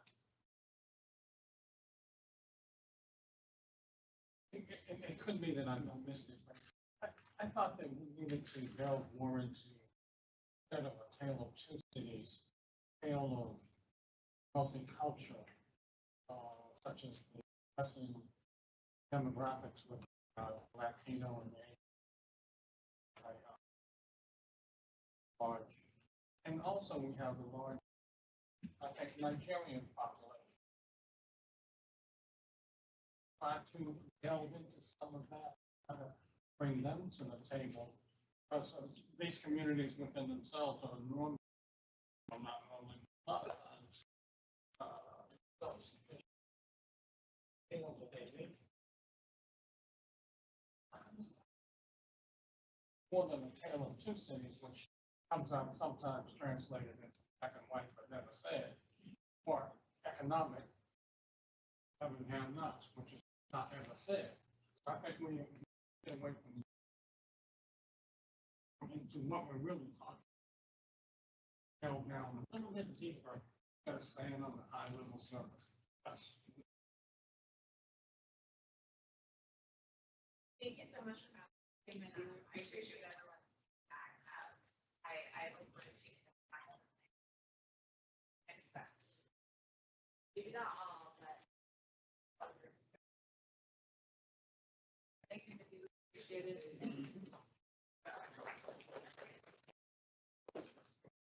Well, ask is there are probably quality of life committee. If you all, the next time you meet, discuss the summit, and if there's any feedback, to summarize that, if anybody on the board has, if something pops up, let Sky and Lisa know, so to summarize that. On to new business, any committee reports. You have a governance report in front of you. There are no motions coming out of committee. What we will do is we highlight and suggested our thought through suggestions for our APAB 2025 areas of focus or priorities for the year. You can see the list there. We will put together a survey so that you all can vote on me or them, as well as provide any more feedback or any other priority areas that you can address. And then we'll finalize those so that we can have the 3 at the most focused areas that we will concentrate on. That's the biggest thing that came out of that. And then also one of the other items that was in our strategic plan was thinking about brand and how we present ourselves. So looking at things like our logo, our unified voice, etc. And so we'll be creating an ad hoc committee to address that messaging. And then we also have bylaws, so exciting. And so in your packet, hey, it is exciting. For those of y'all that have been on this board way longer than I have, y'all know that this is a big deal. So Debbie, who chaired our bylaws committee, will briefly go through what we have in front of you, the bylaws, and this will be our first reading. Thanks, Sakura. So first of all, I want to acknowledge the members of the bylaw committee, which has kind of rotated over the number of years that we've been working on this project, which would include Rasheen Hunter and Kyle Kessler, who is our scribe and did a whole lot of really good editing for us. Eunice Glover, who was former NPI chair, and Phillips attended most every meeting and gave us some good feedback. Gloria Hawkins Wynn also participated in the process, and Leah LaRue put up with us. With pleasure. With pleasure, thank you, thank you. So this was definitely a good working group, and that we think that we've got a reasonably good product. Our task was kind of an odd one. We were informed by the law department that the current bylaws of APAB were not compatible with the base organization, and they asked us to change the format. And so our mission was to put a lot of round pegs into a square spot. Just translating. Didn't set out to rewrite the bylaws. We just wanted to take what we currently have and adapt it to this. It was a movie format. At the during the process, this body also was doing a lot of strategic planning work. So the bylaws that are in your packets today, to kind of follow along, include the new format. And there's a table of contents to give you an idea of the kind of work goals that we were trying to fill. On page 3, you'll see things like purpose and mission that were actually rewritten and adopted by this body during this process. So we've sort of plugged and played as we went along. If you, the composition of the board changed rather dramatically during that time, and so section 4, part B, composition, is a total rewrite of what was adopted, as well as the officer configuration. We went from, I think, 6 or 7 officers down to 2. So a lot of the old bylaws just went back as we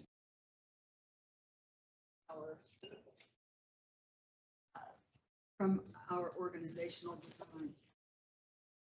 There were a couple sections that we felt were not applicable, that were required by the base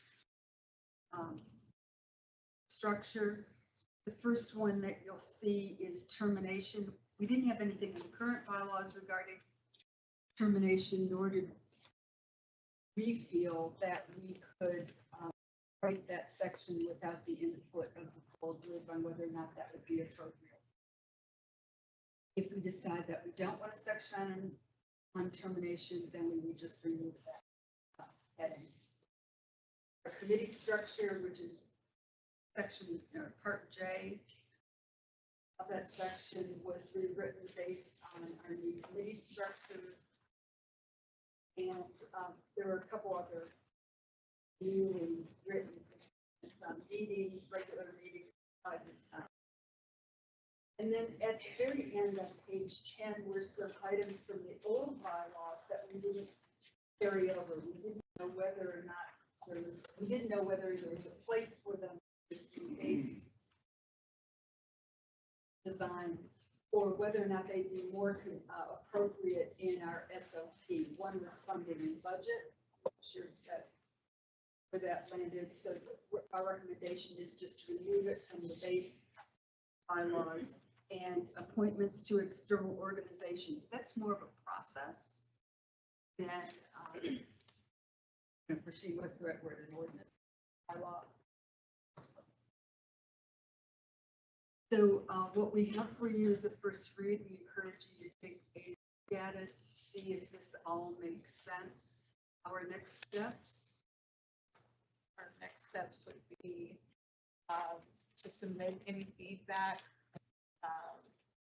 or if you want to have any amendments or edits by Wednesday, February 5th. So those can be compiled. Is that enough time, Lance, to get that included in the agenda packet on February 7th? Yes. Okay. So if you all have any feedbacks, wish to submit any edits, please submit those to apab@gmail.com by Wednesday, February the 5th, so those can be included and reviewed at our February 15th.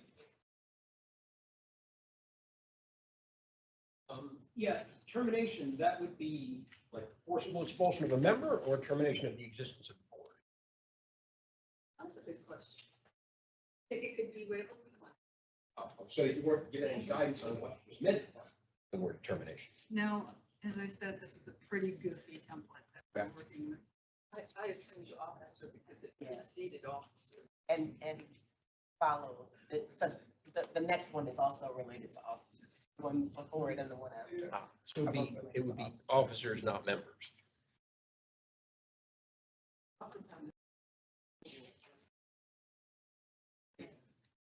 Yeah. That's the base format. Yeah, that's right. We're putting this in a template. Yeah. The language of that template. Forced into this template. So. My question is that our team is working, as y'all know, on the SOPs project, and we have taken it as far as we can while waiting for the remainder of the bylaws, the pieces of the bylaws, the pieces of the old bylaws that won't go into the new bylaws that you all want to be included in the SOPs. And I don't see those notes. I think Kyle was taking notes on that, possibly. As far as like making a note that whatever's not in the bylaws would be addressed in the SOP. Well, no, the specific list of items that you all wanted to include in the SOPs that were previously in the bylaws. Those notes were taken. I can get them to the governing. Okay. Okay. Yeah, we really want to wrap up the SOP project. Will that be an addendum? Or addendum? Not an addendum. SOPs are separate. Yeah, Bylaws are separate. separate because Yeah, the bylaws cannot be suspended. Well, I know, but oftentimes the bylaws will reference the fact that there is a standard operating. It can reference it, but it's not an addendum to the bylaws. It is a separate document. Yes.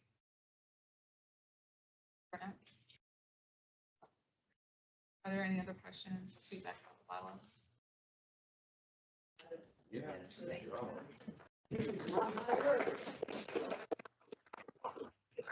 Thank you.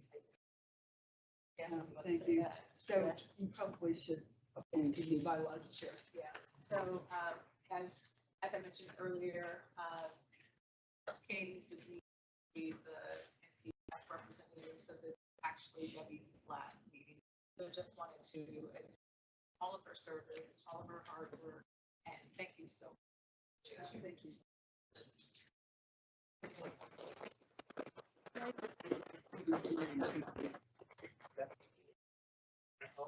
How often do you have someone who served 3 years as president come back and serve as vice president?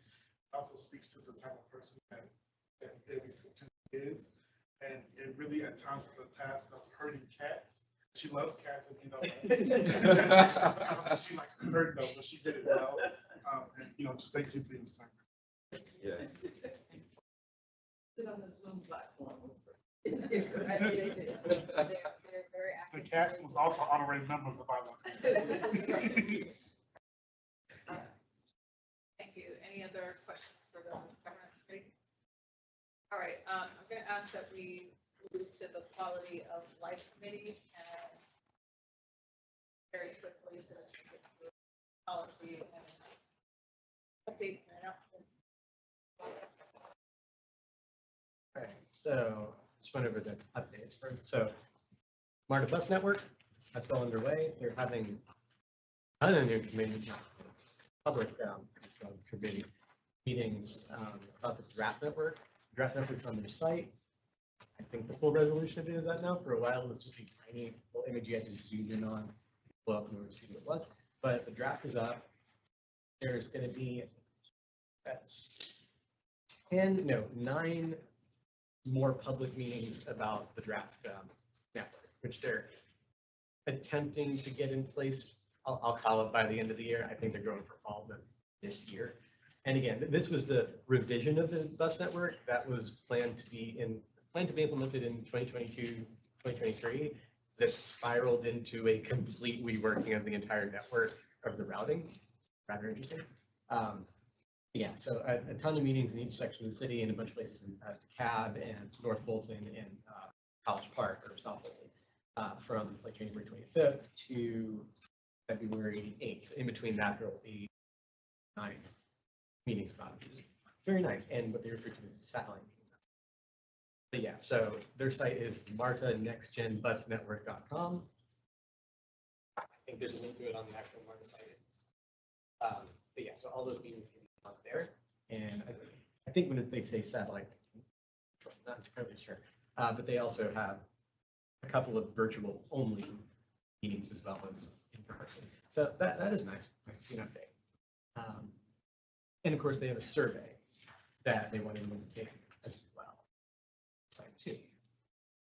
As for we following Zone 2.0 and CDP, the CDP has 2 more subject-specific meetings. So housing and community development. That's at John Lewis Academy on Donnelly Hallwell. Yeah, January 29th, so 11 days from now, 5:30. And then at the Vickers Community Center at 838 Cascade on January 30th, so the next day. And then the final meeting is an open house here at City Hall on February 6th at 5:30 to 8. And it's going to open house on all the subjects so far and talking about how it's going to be adopted and implemented. I also just I did not know about this until recently. They have audio recaps of all the meetings on the Plan A site, atlantaforall.com. That's pretty cool. I have not seen them until now. So yeah, I think just about all the meetings they have recording. Very, very nice. For Zoning 2.0, they released the second draft module, the draft of module 2 on, I think it was December 3rd, and then they had the question and answer section for that, our meeting on January 13th, and a couple of significant things they mentioned from the Q&A that you know. They are changing the way, and I did not read this from the text, I'm glad they pointed this out specifically, that the floor area for buildings is changing, how they define floor area for every building in the city is changing. Currently, it's livable space, you know, heated area, like it's not technically a staircase, not a basement, not an unimproved attic. That will all be included as floor area for, say, a house. So like my house has unimproved attic, crawl space, doesn't count as outside.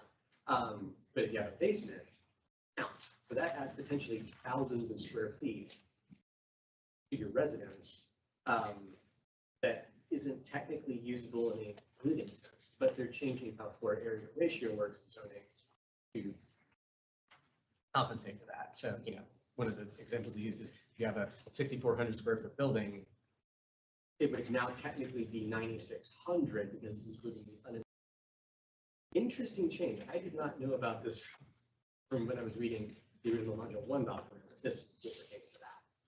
So any structure that is both enclosed and covered, vertical circulation, including stairways and elevator shafts, so technically just transportation areas, and spaces with ceiling heights of 7 feet or more in attics and basements. That's the new part. And any area that attached for exceeding 220. I wanted to point that out because that's a big change to how we consider just how a structure is set up in the zoning code. So that's an interesting change. That's 31.2. And the meeting recording for both module 2 and the Q&A are now up on their site and the slide. Very, very nice. And they are, I think part of this is to address the issue we were having, what was it, a year-long resolution we had about the tenants quarters. I forgot what we called it of that whole thing. Part of what they're doing is minimizing how many people can live in a certain dwelling or just across the board.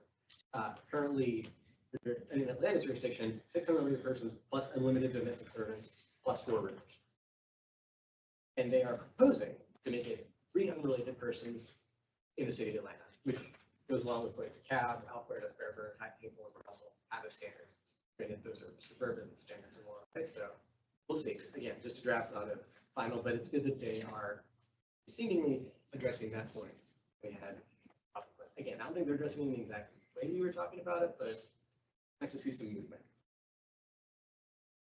I think that's the piece. And again, they reiterated when it comes to things like historic districts, we're not touching that. Just to clarify, these aren't in our notes. He's just recapping some of the meeting information for zoning 2.0. Yeah. And we had some long time discussing resolutions around tenants quarters. And so just giving a summary on what has been moving forward. So you can go to the website and find that information. Meeting recordings, but we do have an actual advisory statement that we're addressing. I just wanted to point that out since that's a big change that I did not entirely understand / know about until I read the Q&A. I was like, that should be spread far and wide. Yeah, and also, we've been following up on the MARTA audit from the city and the 5 points transformation, which is separate from the rehabilitation that's going under the station. No movement so far on 5 points in terms of the overhead canopy and shut down potentially and all that last time. So no movement on that. We have updated city packets, the historic preservation resolution that we've been drafting. I did receive some feedback from Matt Adams in the Office of Design, since he is essentially the city point person for historic preservation. I received that feedback after I've sent this to plans to put on the agenda, so we might need to reword it again.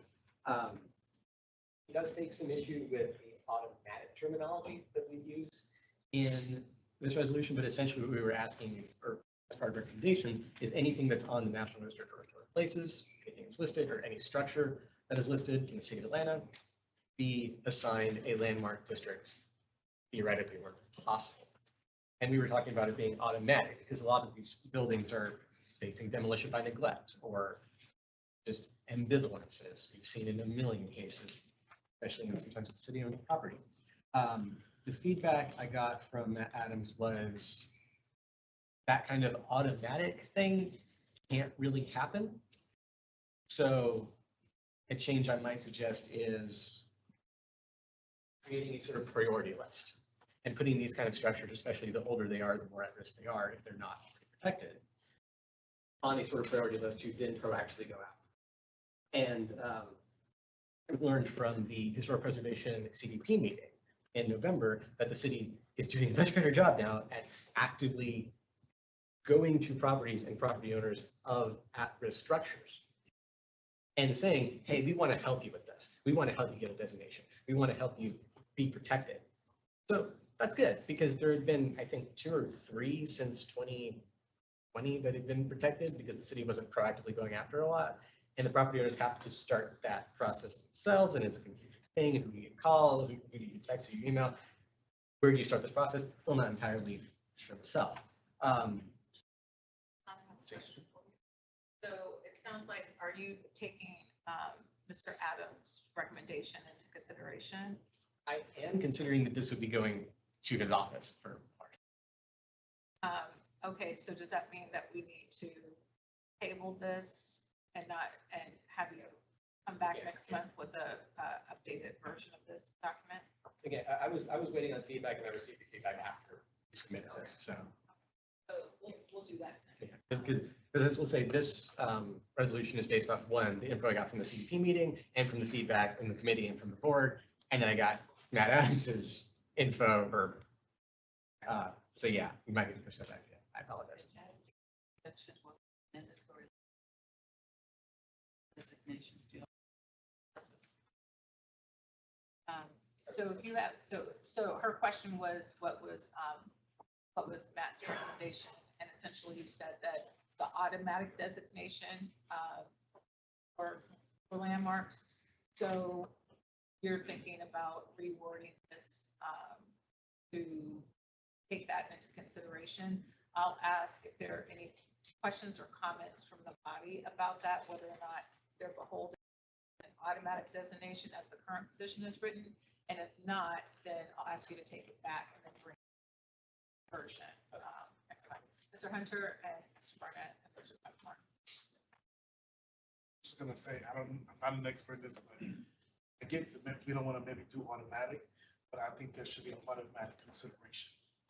Meaning that the city has to give a position, yes or no, and no, why. But choosing not to designate this, whatever it is, that is federally, state, not local. Like a priority. To Rashid's point, I think you can modify the language to discuss to build a policy and a process for the automatic review of those structures to be determined whether or not they could be incorporated in prioritization of those elements. I may have misunderstood. Are we strictly discussing this or are we discussing the entire content of the presentation? Right now, we're discussing this. Did you Okay, have sorry, questions about it was something else. Never mind. Are you sure? Did you have questions about the other? Not about this. Did you have questions? Okay, well, we'll take the question about this. Same point. The way the city currently handles landmark and historic designations, it goes through the Urban Design Commission. So there will be no way to automate this process. It is appropriate to automate it. But yes, there should be a process that allows for much of what's considered here to at least be on the docket under consideration for, and we should expedite that process as much as. Thank you all. Any other questions about this position paper? Mr. Martin, you had a question? Well, yeah, he mentioned zoning 2.0 and also the servants' quarters resolution that this body rejected. And so I just thought I would point out, as far as I can tell, zoning 2.0 is entirely consistent with that resolution. So if anyone here had a problem with the resolution, you ought to have a problem with zoning 2.0 and vice versa. Jim, give us one point of consistency. What's that? One point of consistency with the resolution. Oh, the point that was most controversial at this body was reducing the definition in the code of family size to 3, which is in the new zoning ordinance from its current 6. Yeah. I'm fine with that because I drafted that resolution, but this body rejected it, so I just thought I would point that out.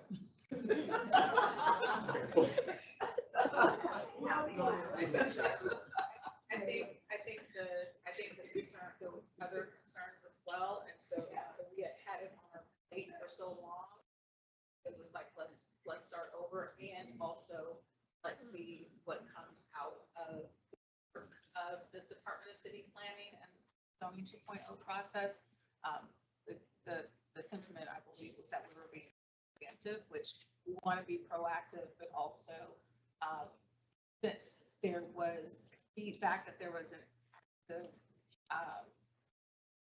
process of reviewing that was part of why we decided to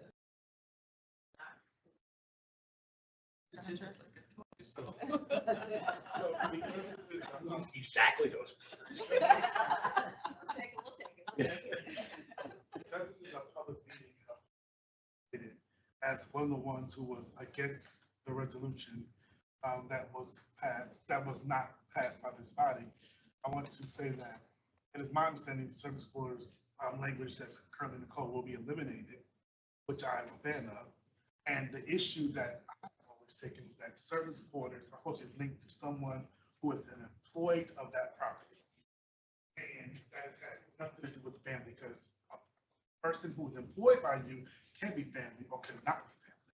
And that was the point of contention. It was not the exact thing that was addressed in that resolution. And I don't have the energy, nor do I want to get into it. I'm going to state on the record at this very public meeting that that was not the chief issue for me, who led probably the charge of making sure that resolution was not passed. So then, Ms. Steins, you have a request for us regarding the social event? Yes. We wanted to do something, we just wanted to get some parameters as far as the funding and time frame on that. I think Leah talked a little bit about it last year. Before we make an announcement, I just want to make sure the body still wants to do something, either next month, February or March. That'll give us enough time to get our funding together. So do you have any, I guess you'll send out a survey for dates? Yep, we sent out one, we didn't get great response, but we would love for you guys to respond because you guys initiated it in the beginning of the year. You sent it out.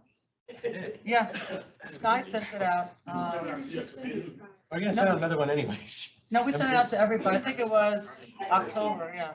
You didn't get it? Okay, well, we'll I mean, we're retract. sending another one out anyways. So yeah. Yeah, we'll send out a new one. What send we'll out do a is new we'll one. send out a doodle poll with, or you can sort of just shade what times are So better in better, certain yeah. weekends.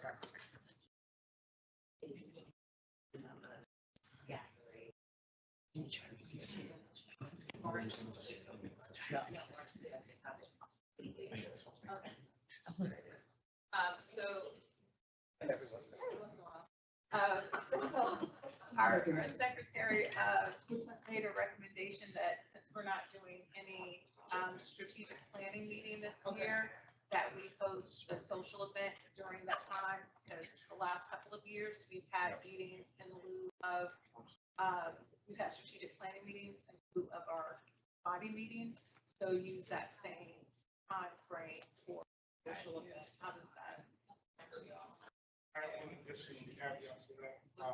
Is it, it's gonna be a pushing it out, but I also think that people who served last year should also be invited. Yes. Yeah, no, Yes. that'd be good. Yes. We're gonna do that.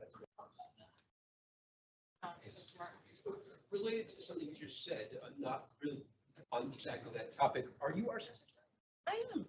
Okay. That was established last year. I knew you were functioning as our secretary, but I bring it up because of the bylaws thing, which called out the secretary as an officer of the organization. And I thought that we had something somewhere that said that city employees couldn't be officers of the organization.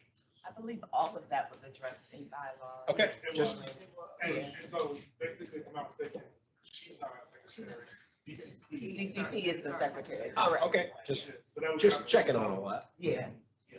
Yeah, y'all discussed this. I think it was the September meeting of 2023 or October or something. It was quite some time ago. And she's also not elected. Yes.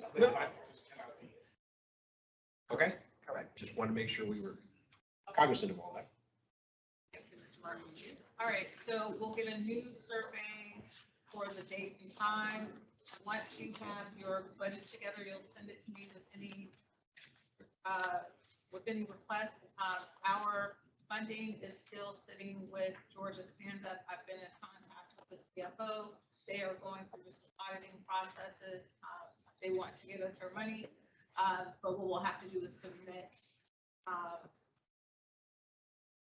a request for funds. So we'll need the amounts. I just want to be clear between you and Leah. You said April, better Leah, later in the year. Well, so Yara suggested March. I reminded her that the mayor's summit on neighborhoods is in March, March 22nd to be exact. So I'm suggesting April, but frankly, you all could do it at whatever time is feasible for the board and allows you enough time to plan and get the event on everyone's calendar. We could schedule something in conflict with the summit to get him back for last. You could, but I would not appreciate that, and nor would Mindy, who's gone now. But Mindy and I are really, really working very hard to make this summit a good one and make it worth your time and worth your energy and something that you all are actually benefiting from. So please don't protest the summit. Please do not protest the summit. It's for you. It's going to be for you. But it's our nature. It is your nature to protest. Fight your nature. Overcome nature. Final thing, module 3, administration for zoning 2.0, in which we figure out how our variance is going to work out and how is all this going to be implemented. February 3rd, that's online and in person, Greenbrier Mall. I think it was inside Greenbrier Mall. And then the Q&A for that is March 17th online. And then that Q&A will be technically the last main meeting for zoning 2.0. There'll be more after. They're going into adoption, and they're aiming for adoption in summer or fall. I'm going to say probably, but yay.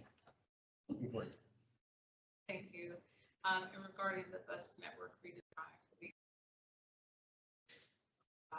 put in a request to have Marta present to. All right.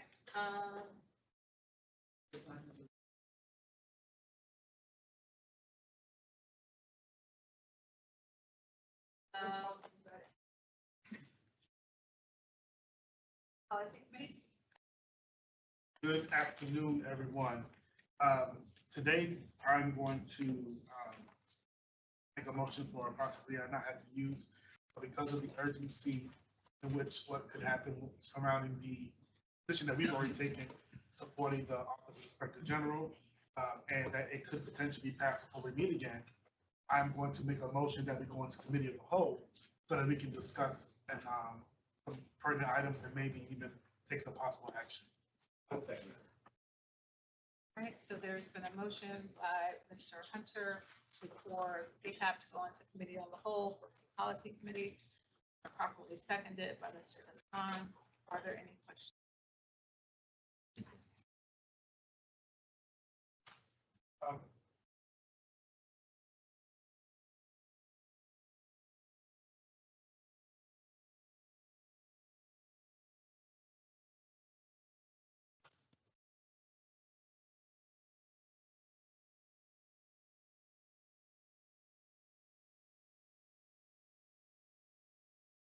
I'll just request that, I know we have a lot to discuss, but that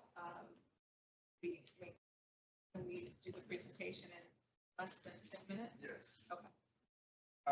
There was a question, we did make a motion as to why we have to do that.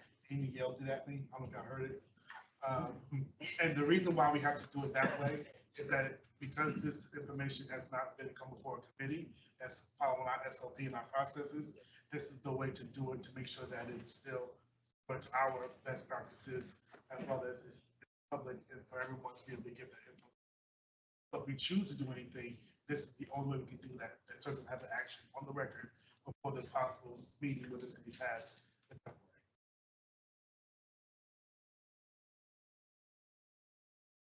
And also that means that everyone is a member of the committee and can give feedback. It's not just limited to the policy committee.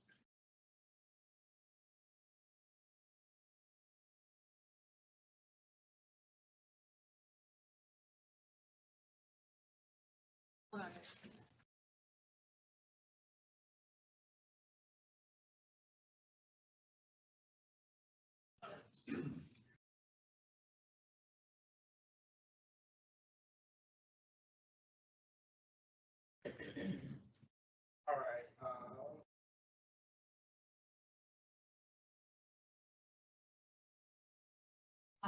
So just to let you all know, there has been a request from the Mayor's Chief of Staff to call in and make a minute. So just to let you know, as we probably already. It's over. No. They were like.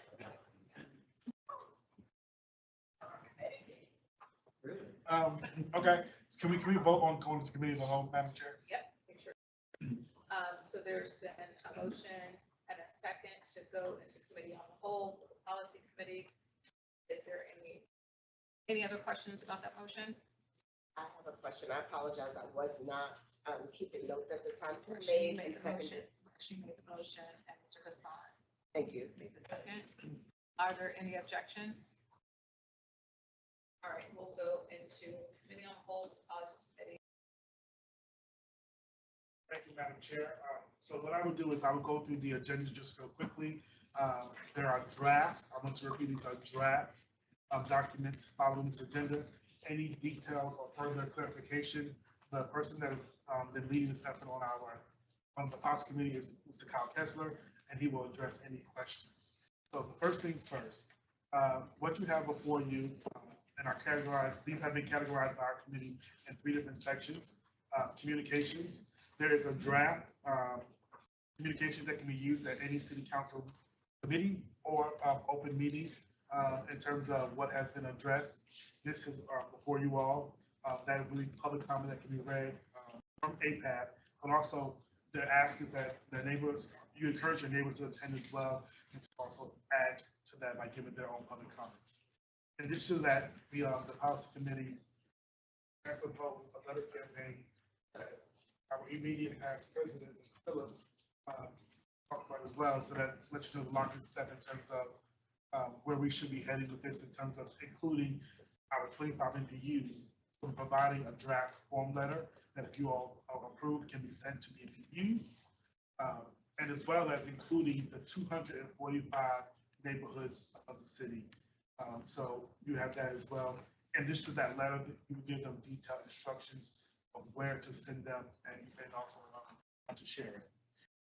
There also has been a draft press release from this body that if you all choose to do that, that is also included in this packet. There are sections that can be filled in terms of contact information, but again, none of this stuff is, the policy committee is not married to any of the language, but it is a draft so that we can make sure that everyone's comfortable with that. That is part. Yeah, I don't know, did you attend or virtually or in person the meeting on Wednesday? Kyle was there, yes, I saw Kyle. I watched. Okay, because there was some discussion and there was a document circulated that indicated that the word corruption had been restored to the piece of legislation that moved forward at that meeting. And I see it's still referenced in these documents. It's referenced both ways in documents, and just in case, because things seem to be moving so rapidly, so both points were covered in this document. But removing it, we're saying that we're against that, even altering it where we cannot do criminal investigations, both points are addressed underneath that vote. And that was intentional from the. And just glancing at this, because I haven't seen it before, I don't see mention of subpoena power. So if we want to add that, yeah, so this is the shell, and you know, we're not married to it. And I can just quickly go through the last 2 points and then do this back and forth. Outreach. We have already been requested by the NAACP Legal Defense Fund and other civil organizations to co-host with them a town hall. So we need to make a decision on that if we want to be a partner and co-host that. And then the policy committee is asking this body, do we want to entertain some kind of audience or webinar with the Association of Inspector Generals? Because there's a lot of misinformation out there. I know they have said they are willing to provide information to our community, to the city. They have sent in letters. They have really extended themselves. And so no one that I have seen has given them an audience. And, you know, if we choose to, in public. If we choose an audience. Nobody has chosen to give them an audience where they can talk and be asked questions and kind of help workshop this. And so the question then is, does this body want to request that of them and provide that to the city at large? And the last thing is that, you know, so what happens if this passes? What are our next steps? And so what the policy committee is suggesting is that do we then work with our state legislature to then put in some protections? Number one, and what does that look like? Does that mean asking them to require the city of Atlanta to have an inspector general and then to put in requirements around what they can and cannot do? So that is the presentation from the policy committee. And at this time, we will entertain any questions. If we want to go in order, start with communications, the draft comments for city council and city council committee. Okay. Go ahead, Ms. Thomas. I just wanted to know, do you have this digitally? Yes. A copy of it? Yeah. And once we approve it, it will be sent out digitally. Okay. Yes. Apparently, I missed that conference or that Zoom session. Mr. Shook presided. Am I understanding he's the he's the author of that legislation? Is that what I'm understanding? He is the lead sponsor. He's not the author. Just strike all that. My question is, what's the rationale for what they've laid out? Why are they saying that this is relevant, this is necessary? What are the underlying issues that have led to this? Can anybody tell me? What is this? To the elimination, again, the elimination of APAB. Seems like there's some control over appointments. Seems like there's more need to control what that was being given by me. So I want to hear from you, if you don't mind telling me what Mr. Shook had to say. The only thing I heard stated was that the legislation is intended to protect the rights of employees. Of employees. Yes. Forget about the citizens. This is what was stated. So if I could, because I want to be respectful of everyone's time. And if we could, you know, in terms of the actual document that you have before you, the first one, which is we draft public comments. And so the idea is that if this is approved, any one of us can attend any one of those meetings, and this will be the language that can be used. Speaking on behalf of this body. Yes. Yeah, I guess I would like to follow up on maybe Mr. Martin and then potentially Councilmember Shook is that I think the context or the outline is that this legislation follows the recommendations of the task force. And I believe the recommendation, the background of the task force was very union relations and labor relations heavy. So if that, this is just my interpretation, is that if task force recommendations are an outline for the legislation, that it would be based on experience that relates a lot to labor relations. Was there, Mr. Schlutner, you had a question? So is Mr. Hunter making a motion that? I haven't made any motions. I'm And actually, asking, are you making a motion that? so technically, I'm chairing the committee, and I would prefer a motion to come from the body if the body so chooses.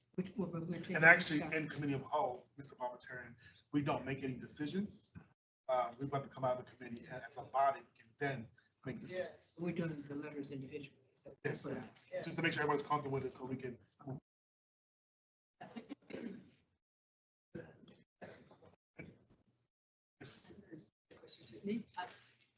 This is a technical question. Did you time this first letter to make sure that it can be spoken within the time limits provided at committees and at council? But you're given 3 minutes and committee on FEC, and then you're not allowed to get time for somewhere else. So yes, this could be sent.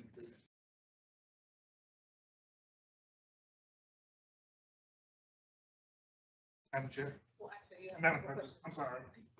Madam Lee Furlow. Yes, being new to the meeting, I would just like you to state, probably with just some points, what's the opinion of the particular. So I also will make sure that we get you copies. We actually produce 2 position papers that exactly tells you exactly where we are with this, so we should cover that. But if you move to the last page, or even the second to last page, so these are the 3 points that we highlighted here that we're trying to directly address. But overall, what this body unanimously supported in June was the support of an independent office of secretary. Does that answer your question? I want to make sure that, and so anything that threatens that independence, we have been against.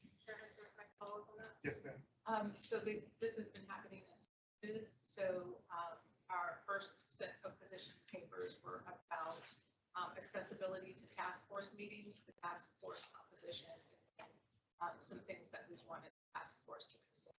And now we've moved on to finding a position and advice about the actual recommendations that have the task force and the internal legislation.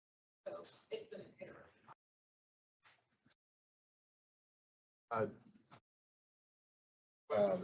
Yeah, I could also say, and once again, this is not voted on by the board. This is my interpretation. I see Mr. Donald up there and just want to, the mayor has made himself accessible. we're working with his office and actively trying to coordinate a working group session, which we hope will happen this week or next, just subject to our personal schedules. The one thing I would say, and this comes from conversation with the Association of Inspectors General, is that this manual has been very, all this legislation refers to the Inspector General. Doesn't mention the ethics office. And I think it's it's well known because Manigault has been so vocal and so out, and I think the ethics office might be a little bit overlooked. And if you interested in watching board meeting on Thursday, our ethics officer kind of gives her opinion on the legislation, and the new legislation actually it's 40 pages long, and it's legislation that covers both Inspector General and the ethics. You'll see in the recording of the meeting, if you watch it, that Jabu and Carlos both go into how different the functions of both offices are. Extremely different. One is administrative, and one investigates fraud, waste, abuse, and corruption. And the current legislation is a copy. It's a copy of one and the other. So in that respect, it does seem like if it was going to be effective legislation at all, that it would need to be distinct. And so one would specifically address Inspector General, and the other one would specifically address the ethics office. And to an additional degree, once again, from the Office of the Inspector General, it does seem as though in the proposed legislation, it's codified. There's a lot of codified best practices that could potentially be taken care of in other documents rather than codified in law.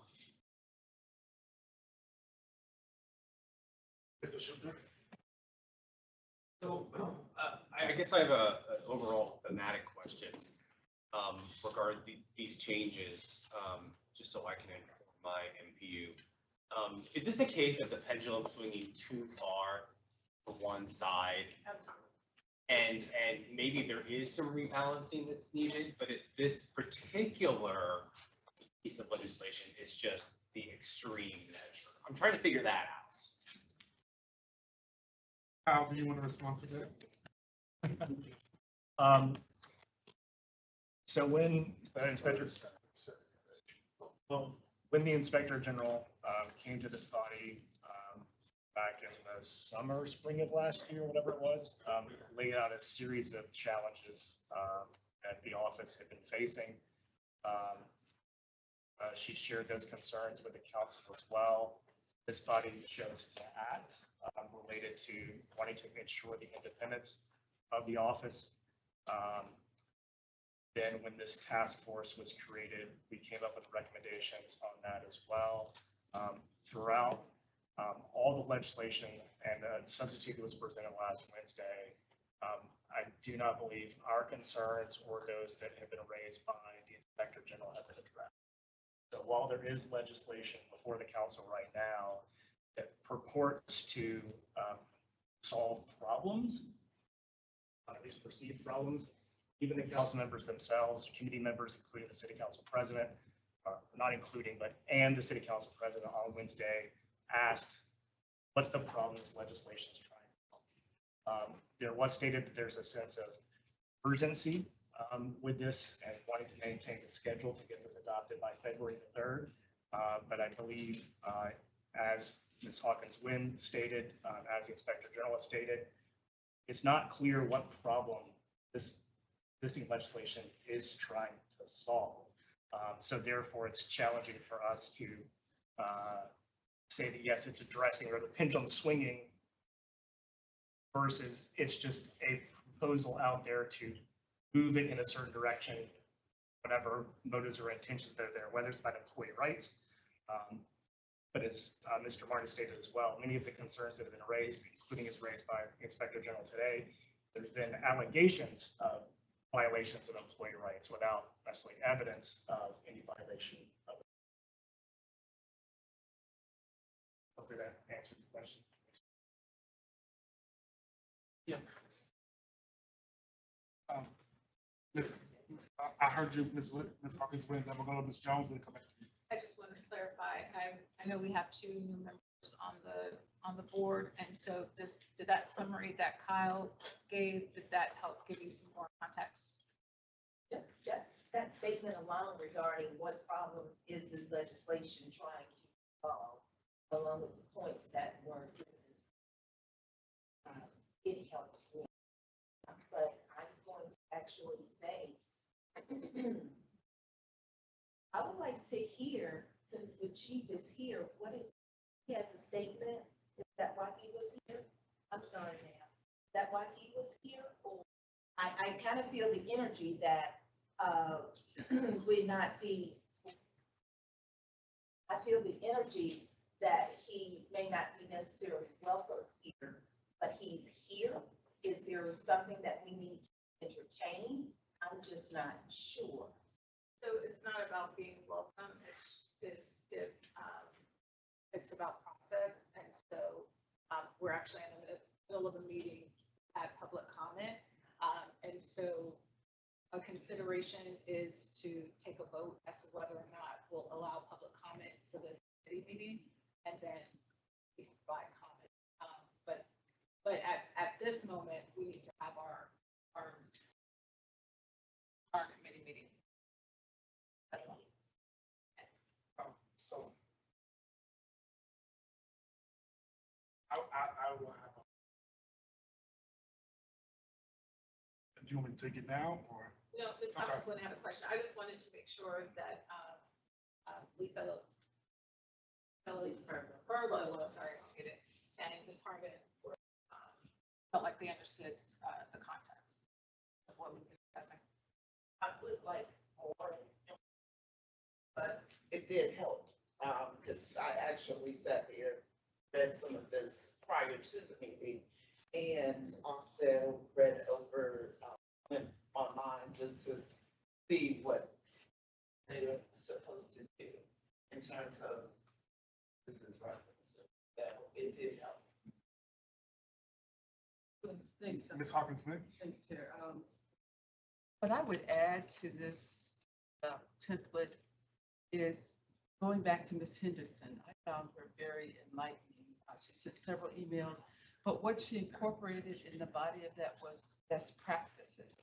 So if we speak to what's not working, why can't we do footnotes of case studies that she done that gives individuals an ability to analyze what best practices in other jurisdictions that have dealt with the pushback on, again, an effective OIG office. So that's what I would recommend, that we go back in and maybe just do a blurb, but do a footnote, so folks can themselves do further search of what these best practices from other jurisdictions.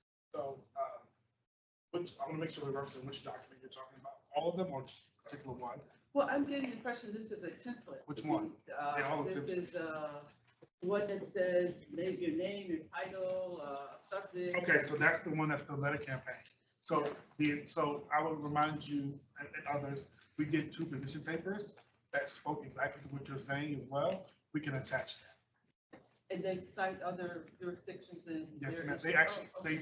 they quote directly Okay. the Office of Inspector General. I'm Okay. sorry, it's the Association of Inspector General. Absolutely. And we passed that here. Okay. That would work for me. Before it's 7, I'd like to entertain a motion until 1 p.m. I know that's a long time, but if we finish early, no worries, but then we don't have to be trying to extend the meeting every 10, 15 minutes. Madam Chair, I would like to move we extend the meeting into work. Thank you. That motion was made by Jim Martin. There's been a second by Stephanie Flowers. Any questions on the motion? Any objections to the motion? It's been approved unanimous consent to I will try to expedite without taking away from what we need to do here, Mr. Martin. And if we can, if you have particular edits or things you want to add, I think that's really going to go. Point of order. How does this, the extension of the meeting, how does this impact, the broadcast? We're live streaming. I think it gets cut Oh, off. staff, no, staff manages your live stream now, so you're Okay. not subject to, you don't stream on channel 26 anymore, so you're not subject to that cutoff time. Perfect, thank you. Thank you for bringing that up. We stream it into. Mr. Martin, and then I see Dr. Stow. Okay, so first, we have two documents here, and the first document we would want to vote to adopt, and by doing so, we would empower any of the members to express APAB's opinion in public fora, as stated there. The second one, which relates to the letter campaign, whether we adopt it or not, any member is free to write their own letter and use their own language, right? Yes. So then with regard to the first document, I would like for it to also include a statement that having appointing authority with the mayor and the city council is inappropriate because they are potential subjects of investigation. That there is no justification for placing new limits on OIG subpoena authority, and that no reason has been given for haste in any of this. And so these imagined deadlines are simply pushing something forward, avoid scrutiny, and it is something that desperately needs scrutiny. Mr. Martin, if you will, I want to make sure there's the paragraph 2, 3, 4. The bottom, I think addresses your first point. Is that sufficient or not? No, because it's not a question of making all of the appointments merely recommendations to the mayor, but rather that the mayor and the city council having appointing authority is inappropriate. I guess we say we oppose it. Oppose the mayor and city council having Yeah, appointments okay. to governing boards. Yeah, we say we oppose it, I guess. Yeah, okay, I'm okay with that. You were also though talking about the timing and rushing. I'm taking it in pieces. No, Yeah, okay, so I'll make sure that's I'm with sufficient. you. I'm with you. All right, so the second point, so the first one, we don't need to decide on. The second point was adding in something that's subpoena power that is not addressed in this document. If we could just get a consensus around the room, is everyone comfortable with that being added?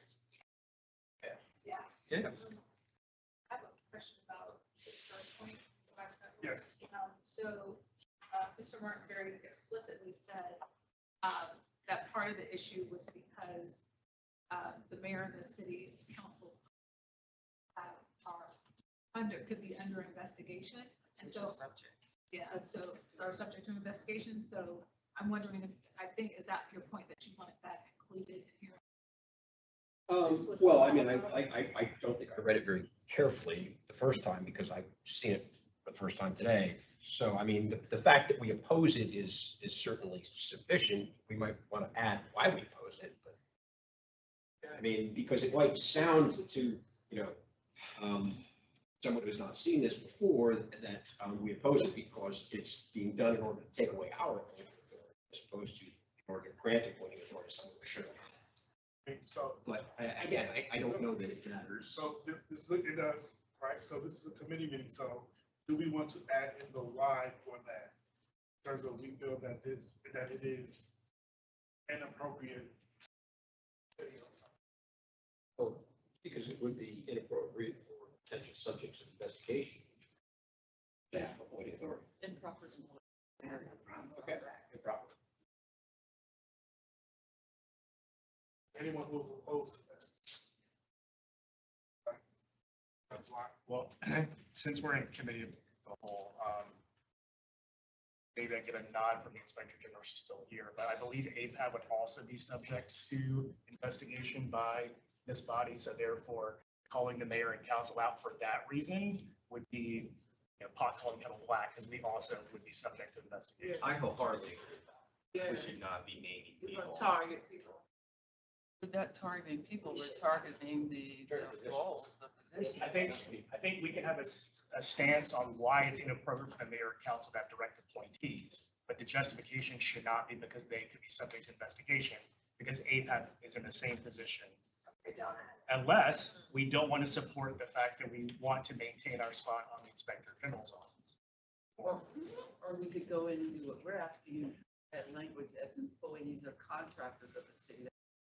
Fiduciary type of. I mean, Well, like I said, I I would say this, okay. don't think we need to spend a lot of time on this. I'm okay with it the way it is. And I would say that we don't say why, and that's why we can also, because we can attach our other 2 documents that will lean more. And someone wants to entertain or be on our meeting agenda and hold the legislation, they can always come to us next month and ask us as well. So it's because that's not unanimous, I think at this time, and the person who made that requirement. I mean, that's I'm okay with leaving it to them. Let's I move did on. not read it. I did not read it carefully. Okay, so before we go to the next questions, the next point then would be the subpoena power being addressed in this one or all the documents. Well, in this one, because this one represents APAB's position. Okay. In the later documents, it's not important, because if it's something I feel I can really add it to my letter. Got it. Understood. This one is guidance, this one is position. All right. And is there anyone who opposes adding that language to this public comment template? Please repeat the language. The subpoena power in terms of, so what's being proposed is that subpoenas will now have to go before a municipal court judge for approval, or they can be executed. That subpoenas remain administratively within the OIG's office. Is that correct? Yes. That how other offices, business. This office should be. Okay.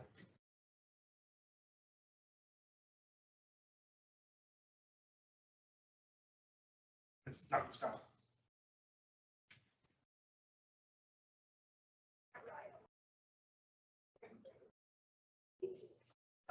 Some general thing and what the hell.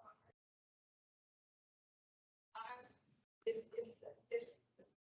you want this letter so much, that anybody reading it has to say exactly that. People can say whatever they want. This is taking too long. What are the chances? The chances are that it's gonna be me and Jim, or they're gonna be the people that are voting. And we're gonna say whatever the hell we want. Well, I'm going to say whatever the hell I want, but I'm not going to say it on behalf of APAB unless APAB adopts. Exactly. I think that's Jim's point. Like, if someone wants to state on behalf of APAB, we need to approve some language like Who's this. gonna do that? Question. Because most people don't want to stand up and say anything. Free or free prize, those other people, those people have to work. Jim and I are the only people who can go wherever we want in the middle of the day. Now, I wanted to vote to partner with NAACP. I want to All vote right, so- to send a letter, but we're opposed to this in big fashion. It sounds like you're ready. Without detail. You're ready to come out of committee of the whole. I agree. Okay, Otherwise so you'll make a lose motion. myself. What was that? I want to come out of committee of whole and I want to take a vote that we. Wait, real quick, partner with one more NAACP before you and motion. goes to webinar and we, and of course, All right. members to One send a second. letter. Yeah, Mr. Taylor. a global change, I think is important from the meeting Thursday is to add Inspector General and Ethics Office. The ethics office is not being gutted. The changes are to both. It's the same document.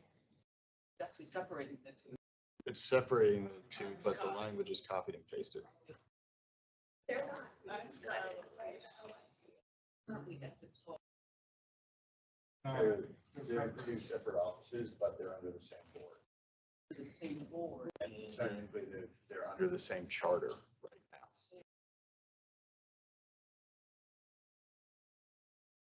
The government. So, Mr. Taylor, I think that that's not the of it. I think that the ethics will have its own separate place in the charter. And so. Same charter, it's just It's the separate. same charter, but in a different section. Correct. That addresses the ethics office, and what we're addressing is the portion that's going to speaking to if the changes made to the chiefs. Right, but the same changes are made to the ethics office. I understand, but I don't think you have the. Okay. Yes. Well, we do not support the mayor having a. That's in there. Right, so it applies to both. Do APAB have a seat to that on the ethics board? Right now, we oversee both the boards are underneath us. Under the new legislation, we'll only have a seat on the ethics board.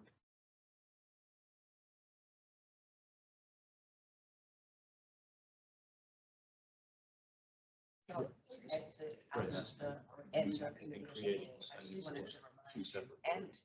request that y'all consider public comment in the committee.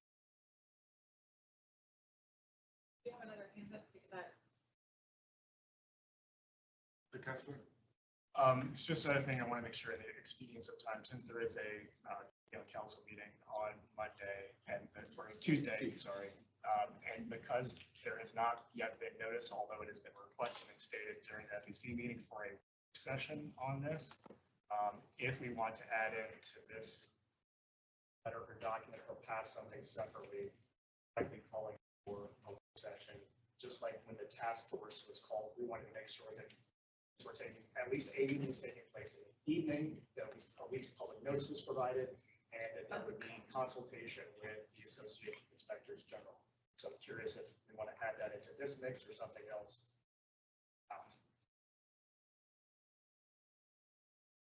And I agree with that sentiment. I would like to add to it. That's what Felicia Moore called.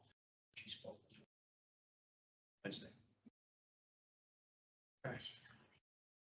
So Madam, so is there a motion? Sorry, Mr. Let's see.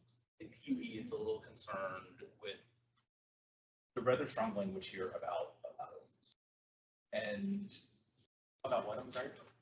The specific word about. And we would suggest and recommend removing opposition in favor of concern.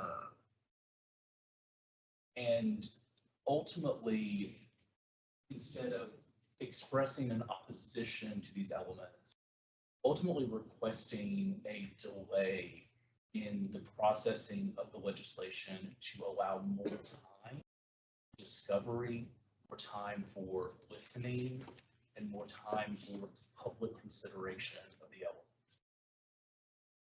I agree. Like, for example, when we say we oppose not having a nomination, I would change that to, I just lost my thought on how to change that, but that, I lost my language. No rationale has been provided. Yeah, for eliminating an APAB seat, it just, we disagree with the prohibition of the, something that makes it more. Yeah, well, what he said, no, but what he's saying is, I agree with, it just makes it too harsh. Okay, all right. It has been heard. I just, so for the portion, that was added back in the substitute, but with some stipulations. So do we need to change our request in the statement or the letter? So the position was that in case it comes back or goes back to, I want to make clear what we said on both.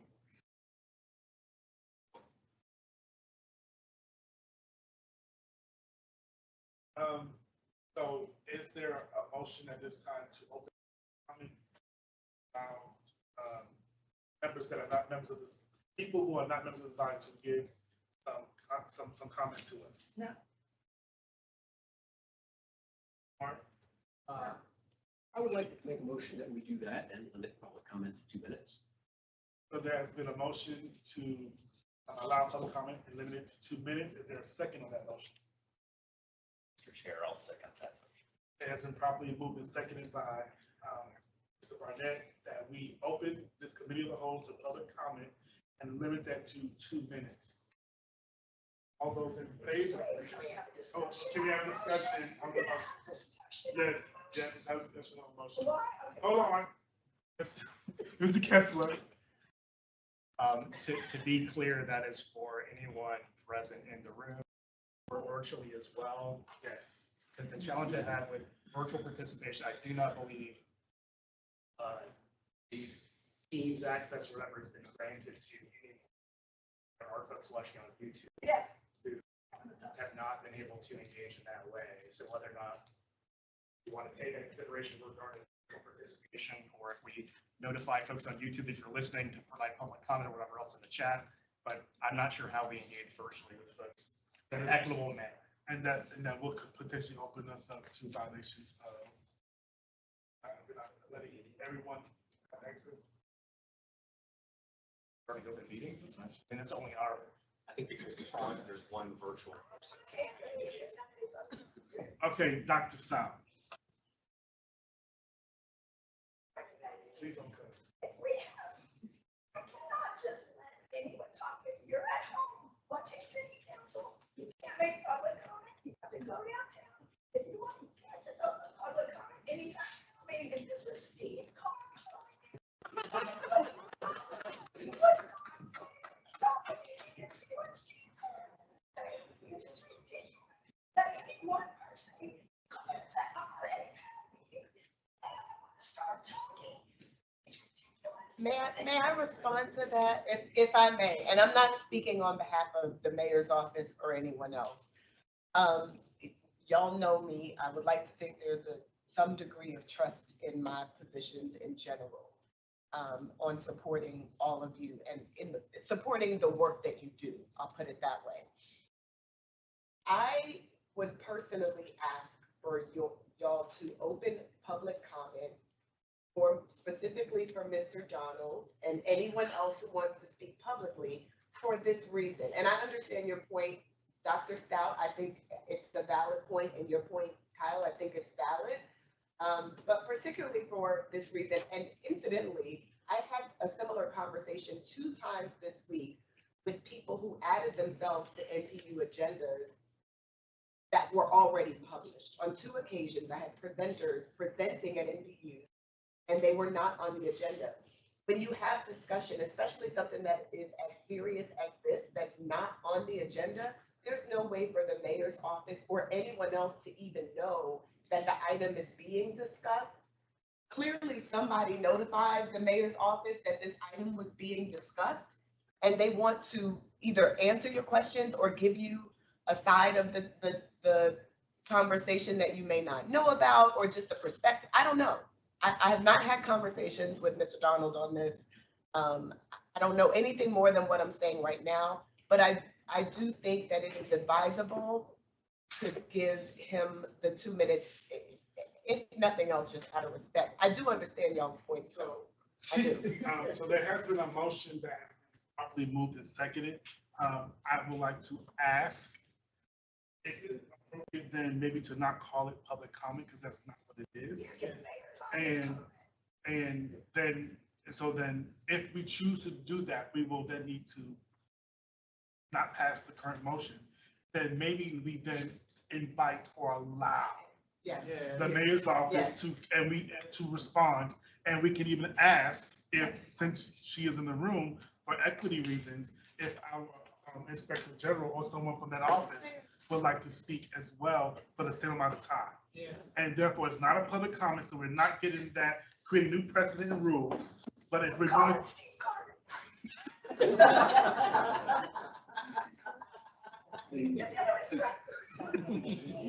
So listen. So if that is the way, I'm just trying to find a solution. I'm trying to tap into my inner, I was about to find a path forward. I don't know if it's classical or whatever, but I'm trying. And so, all right. So if that is the case, can we not even a minute, let's just kill it and just do it over. Is that Carlos, clarification, I would like to offer clarification. Okay. All right.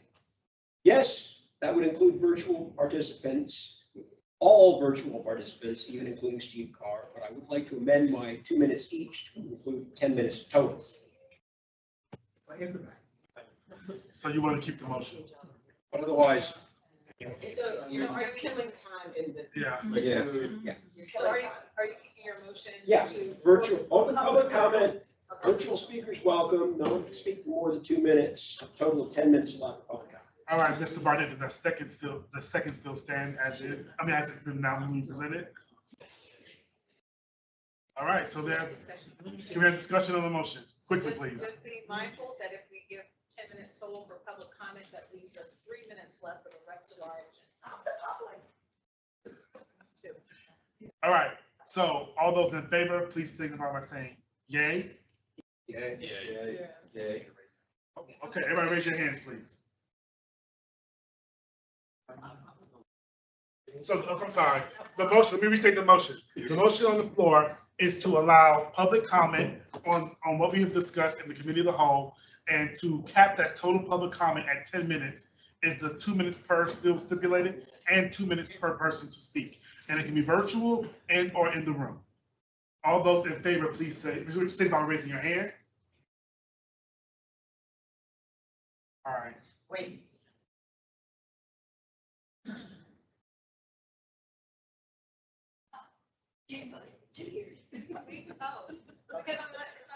I'm sharing. I'm sharing. Thank you. All right, all those opposed, please signify by raising your hand. 3, 4. All right. Any abstentions? 1. Okay, Ms. Barbara Lee. That motion passes. Okay, at this time. All right, so at this time, if you would like to speak for public comment and you are in the room, can you please raise your hand so we can just know who would like to speak? Yeah, I'm trying to gauge. So we see 1, 2. You only have it for 5 people. All right, and so staff, is there anyone else online who would like to engage besides who else is, and they will signify, send a message? No. All right. Mr. Donald. So we will allow the virtual comments to go first. Yeah. Since they requested it, and then we will then do the ones in the room. Thank you. Would you call on Mr. Donald? Mr. Donald, you have the floor for 2 minutes. Chief of Staff, Odie Donald. Thank you very much for having me. First, want to thank you for allowing me to comment and present on behalf of the mayor's office. I will apologize for the background that you hear as you're traveling currently, so I'm moving from one place to another. What I think is important and what I would ask for is an opportunity for our office to also provide. I think that we, as well as giving some really strong, I think positive. Early on, back the OIG came forward and said that there was a person. And since then, we met with the OIG office as well as with the board, and we have met with the council, as well as those offices to make sure that we respond to what has been provided. Now, some of these things that are also important have been brought forward by the task force, as well as, by the board of the OIG and ethics office. I just want to highlight some of those because I think there may be differences. It doesn't mean that we're not moving in the right direction to be able to correct it. I heard some conversation about board appointments. There are a few things that can be considered there. Number one is that the board has changed quite a bit. Initially, there were 5 lawyers required on the board before there was an OIG office. Now, the requirement is 3, and there are only 2, which would have that board out behind. And so a correction of that and a second look is important. the penal power is also something that is important because it requires people to have an opportunity to quash, but if they're not notified, they have no opportunity to quash it. And so employees, bank accounts, things could be accessed without their knowledge. There has to be some sort of, equal playing field to be able to understand. I think the second piece of that is RGs have subpoenas. That during the FEC meeting, responsible and appropriate for Atlanta. And so we may have, but I think with additional changes to one substance, doesn't mean that many more can come forward as well throughout this process. I also think even looking at to have public standards because operating in a local document doesn't necessarily refer to for us. What we want to make sure is that we're able to call have employees have. Sorry, Mr. Donald, can you hold on for a second, please? It's been a point of order. And very simple activities that are part of the rules and regulations now that simply aren't. And what I would ask from the office of the mayor is that we have an opportunity to come before you, talk about these various things, and kind of give our opinion on the legislation as well. And then let councilors and quite engaged that the state understanding the different sides of the because I think we're all locked in, which is rooting out, but we might be a little bit different sides of things on. It's government. It's the Chief of Staff O'Donnell. Yes. We have a point of order and your time has expired. Not a problem. Thank you. Is there anyone else that has on virtual who has asked to speak? For the public can't see that. Making sure that everybody knows okay. All right, so in the room we have Dr. Stout as well as the Inspector General would like to speak as well. Madam. Dr. Stout. Dr. Stout, you want to go first? Speak up. Speak up.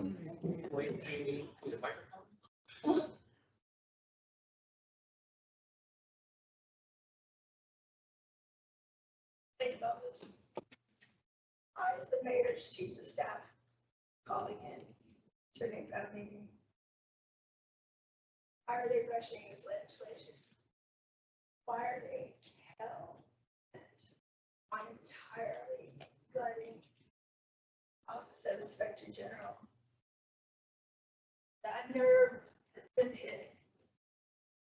I don't know. You have a grandpa that says the hit dog hollers. This is the hit dog hollering.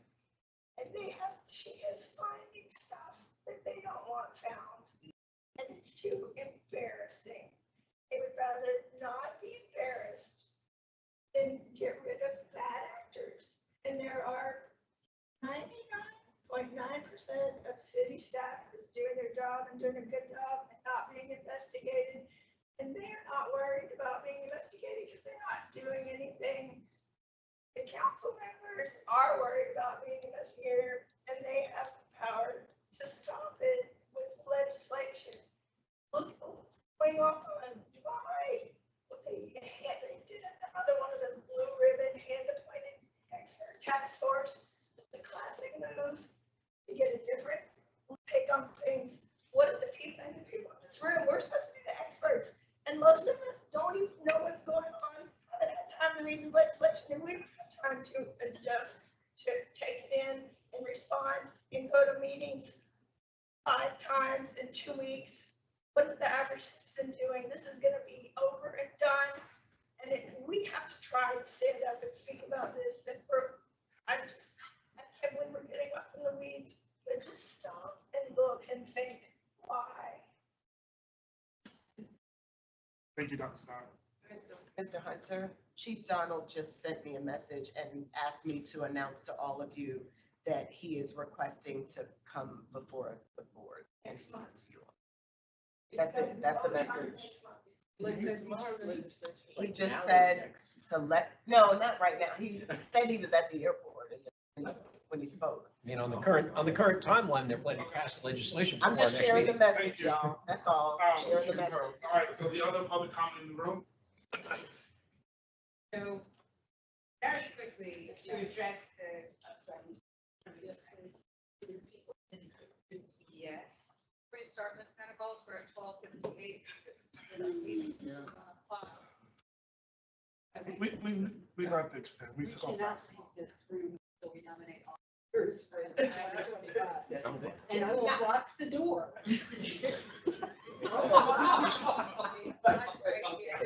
All right. Okay, point of order.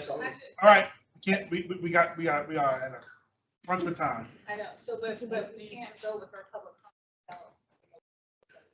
I make a motion to extend the meeting for 30 minutes. Second. We have to get through nominations, guys. So, there- We did not meet last month. Come on. So we have a motion on the floor from Rashid Hunter to extend our meeting from 30 minutes to 1:30. It's been seconded by Mr. Hassan. Is there any question on the motion? Is there any opposition?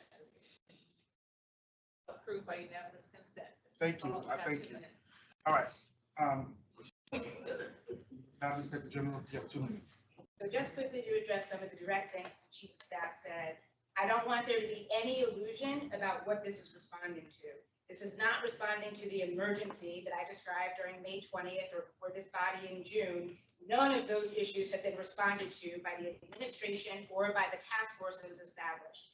No, this isn't about a lack of communication or lack of reasonableness on our part about trying to come to some resolution. I was told in an August meeting, we have heard enough from OIG. That was from the administration senior leadership. And then a week later, task force legislation was passed with no notice to the Office of the Inspector General, no notice to the board of the Office of the Inspector General, that was allegedly to try to address these problems. That legislation had whereas clauses that misrepresented the board's feelings about its relationship with the Office of Inspector General.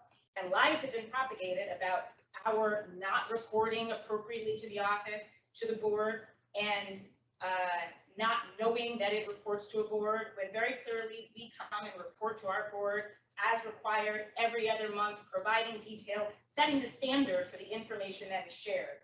Regarding the board being out of compliance, that I think is rich, given the city's failure to comply with the immediate access that we're supposed to be receiving right now. Regarding subpoenas and not being disclosed, I ask you to find an investigative body that tells the subject matter of an investigation that they are under investigation before issuing administrative subpoenas. I challenge you to do that. Thank you. Thank you. All right, at this time, I'll entertain a motion to come out of the committee of the whole. So moved. Making a motion. I make a motion to come out of committee as a whole. All right, is there a second? All right, Stephanie Flowers made a motion to come out of committee of the whole. It was seconded by Ms. Valio, excuse me. Any discussion on the motion? Actually, I think that's non-debatable. It's not, it doesn't matter. All those in favor? Aye. Anyone opposed? Any abstentions? We are out of the committee of the whole, and this is the point where we can take possible action if needed. And Madam Chair, I'll turn it back over to you. Thank you. Chair Hunter, are there any motions coming out of the? I was a member of the committee, I'd like to make a motion. I'll make one motion. I move that we agree to partner to sponsor, not partner with the LACP to sponsor a town hall on this topic. We have the date for that town hall potentially. It is scheduled for this coming Thursday, the 23rd, January at 6:30 p.m. There's supposed to be an is at the center, Southern Center for Human Rights' office on Walton Street. We can get the exact information. Can you say that one more time and broadcast that a little bit So the town hall that the NAACP Legal Defense Fund is asking APAB to help co-host or sponsor is scheduled for Thursday, January the 23rd at 6:30 p.m. Located at the Southern Center for Human Rights office on Walton Street, and they are working on a virtual opportunity to engage as well. Is this just to discuss the IG situation? Yes. There's been a motion by Dr. Stout to partner with the NAACP legal on a town hall discussing the Office of the Inspector General that has been passed. Is that the correct motion, Dr. Stout? Is there a second? I would like to second it and to offer whatever help is required in terms of work, helping and co-hosting. Right, there's been a motion and a second. Is there any discussion on the motion? Mr. Khan? I had a clarifying question. You say virtual participation, that means being able to ask a question, make a statement, correct? Or is it just watch? I think, I don't know an answer from the NAACP. I just know that we're working through the logistics on that, but I think we can definitely convey to them that we would prefer an opportunity to be more interactive, but I don't know what Like they're saying. actual virtual interaction rather than just live stream as opposed to. Mr. Barnett? I just want to say that I think providing greater access and greater discussion on the topic is always a great one. Worthwhile for support as endeavors. Ms. Hawkins, Did I miss something? What about Monday? What's we doing to? That's not the motion. Well, then. We can still talk about Monday though. Still, I just want to make sure I hadn't missed. Well, you didn't miss it. You mean Tuesday? Tuesday. Yeah. All right. So there seems to be no more discussion. Is there any other questions on the motion? Any other discussion? All right, we will take a vote.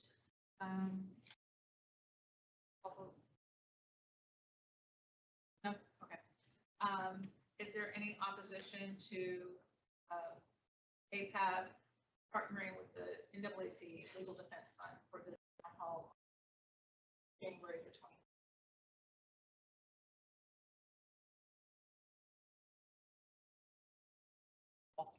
Is there anyone that wants to do a roll call? Seeing none, the motion has been. Anything else out of policy committee? Mr. Schluter? I'm sorry, I should have asked this question. Is this town hall open to anyone we can invite, or is it just APAB and the NAACP? It's open. So, And it's not just NAACP. You want to get so, well, physical location will have some constraints unless they find another venue, but the online participation would be made everybody. But it's not a private thing. It's, I think, first come, first serve means they can get people in the room. Okay, so if we wanted to send out to our MPU constituents, hey, it's happening, you guys aren't gonna have a heart attack.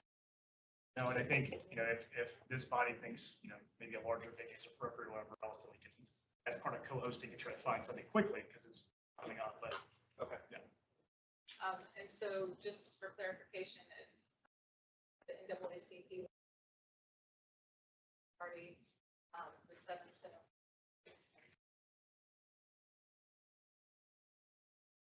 And that way. Pardon? Could you repeat that? Yes. The Southern Center for Human Rights, the NAACP Legal Fund, the Working Family Parties, and civic innovation. Any other motions? Or any of the other items to be brought forward?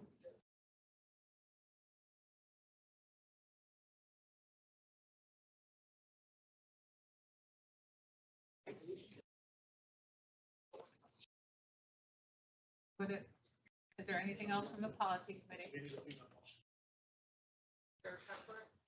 Given the expediency of Tuesday's meeting and the desire for a work session, I do make a motion to send a letter to the city council. And if folks are interested in knowing the content of the letter, I'm happy to read it. Otherwise, if I can be authorized to draft one on behalf of APAB to get the president's signature on. We'll reiterate the concerns I've already stated, that there should be at least one work session on this legislation. The notification should be provided at least 1 week in advance. That citizens should be provided the opportunity to provide public comment during the work session. That the city council should consider or should ensure that subject matter experts, such as the Association of Inspectors General, are invited to participate and are given the opportunity to participate where it's necessary. And that the city council should legislatively amend the proposed charter amendment to maintain representation of Atlanta citizens nominated by the Atlanta Planning Advisory Board on boards overseeing both the Office of Inspector General and the Ethics Office. That is my motion. Before anybody moves further, can you email that to me? Yep. That was, thank you. A lot. So essentially, you're asking 2 parts. 1, to send a letter to city council, and 2, to speak on behalf of APAB at. I'm not talking about the second. I'm asking for authorization for a letter with what I stated to be drafted for you to send to the city council. So thank you for that clarification. I would add one thing, that requesting the public meeting be held not in working hours. If I didn't state that explicitly, that is in here as well. Just as we stated before, task force meetings, that it should be held at a time that's accessible to the general during the. So there's been a motion, it's been properly seconded. Mr. Luker, do you have a question on the motion? So the content of this letter is more about the opportunity to have further discussion. It's not position based. There's nothing in here in position except at the end that the legislation currently speaks to removing APAB from position. And that since all of this is about citizen participation, we're requesting that the city council amend the current substitute to maintain representation from APAB on the governing board. If folks are not interested in striking that because it is more of a position on the legislation, I'd be happy to. No, keep it in. Hawkins Glenn? So this goes for vote on Tuesday. So this committee on council will review it. They can choose to hold it, send it on to the full council. The full council can hold it, choose to send it on back to committee. First appearance before council. It was introduced on January the 6th. This will be its first reading for possible adoption. Gotcha. Okay. Okay. Okay.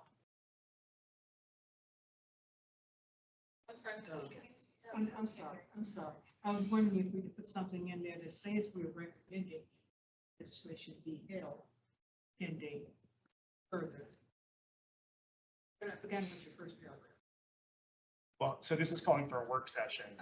So not necessarily having to hold a legislation, but if a week needs to happen before they take any other action, then presumably it would require holding the legislation. If we wanted explicit, there's a request to hold the legislation until this is done, that can be added in and the president can sign off on that.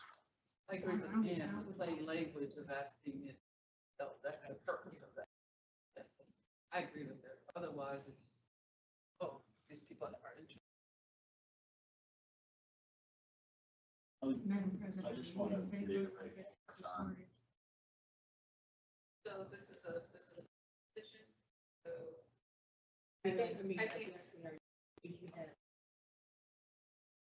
no, I still think that we need to have a position paper about this, but since this is specifically about the civic engagement, then I think we should focus on that. And I do think that we should have some explicit language saying that the word, there should be a hold and election, but we can edit that after this is finished. We just need to know whether or not agree with the general idea of the legislature. I would, once again, I would strongly recommend that we include the ethics office in this, because there's changes to the, you were at the meeting the other night, and they do have concerns about the changes as well. And I think Ms. Manigault has a really strong personality, so we hear a lot from the IG. And they were, I think, happy or thankful that kind of pushed them to get their feelings out. So the only instance in what I have stated, it doesn't include the ethics office alongside the association inspector, with the inspector general, is in reference to the subject matter experts such as the associate inspector general. If there is a subject matter expert on the ethics office, I don't know, but that would be, should be entertained as well by the council. Madam Chair, I was going to make the motion that we, that's what you. I already made that. It's already been motion. You made the motion? Yeah, to do it, Yeah, I mean, look, no offense to Mr. Kessler, but we just spent 30 minutes debating these letters and now another letter is introduced, right? And I'm just not comfortable with last minute letter being introduced and we're down the process forward. So we're talking about more discussion, we're talking about all provisions in there being put in about positions. That's where I get confused. So some clarity, we just through documents about position. This is basically saying, go send a letter to council saying, there's so many more questions and so much discussion that needs to be had, there needs to be a work session. So we're not actually sending a letter about our particular. But it does say in there that we want APAB representation be added, stricken, whatever that was, right? It does say that. So there is one position in there.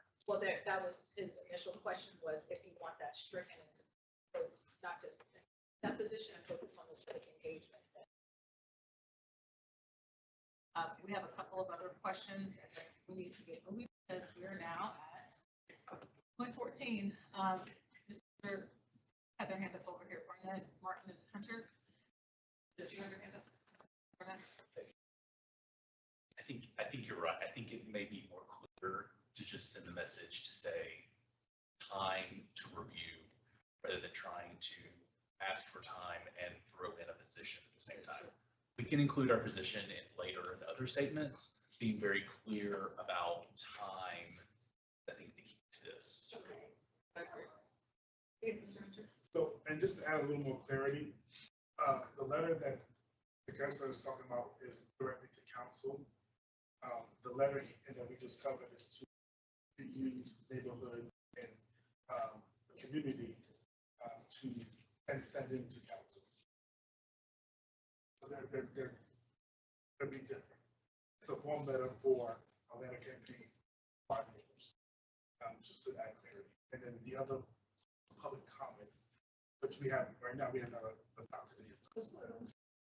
Madam Chair, we're still in discussion. Are we agreeing that we're going to take opposition and do what Andrew suggested, that we also respectfully ask them defer any decision-making until the review takes place? If there's such an amendment, then yes, we would do that. Such an amendment to sit on premise of this letter, is that what you're saying? Yes. So just for procedural, Ms. Phillips, are you requesting an amendment to include language to explicitly call out holding the current legislation? Yes. Okay. Mr. Kessler, do you accept that amendment? I don't believe in friendly amendments, but I think we can adopt it with no opposition. Is anyone opposed to removing or adding in burning held? In addition to that amendment.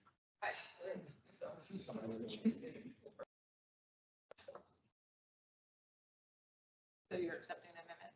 I think the body accepts that because it's voting a yes.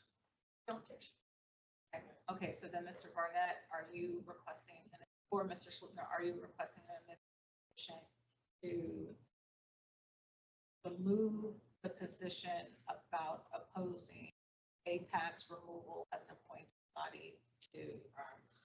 Yes. Okay, so there's discussion on that. I heard what NPUE has stated, but I'm a bit concerned. We made positions in June. No, sorry, we did not. We made took a motion in June to support. We then followed that up months later after working the positions.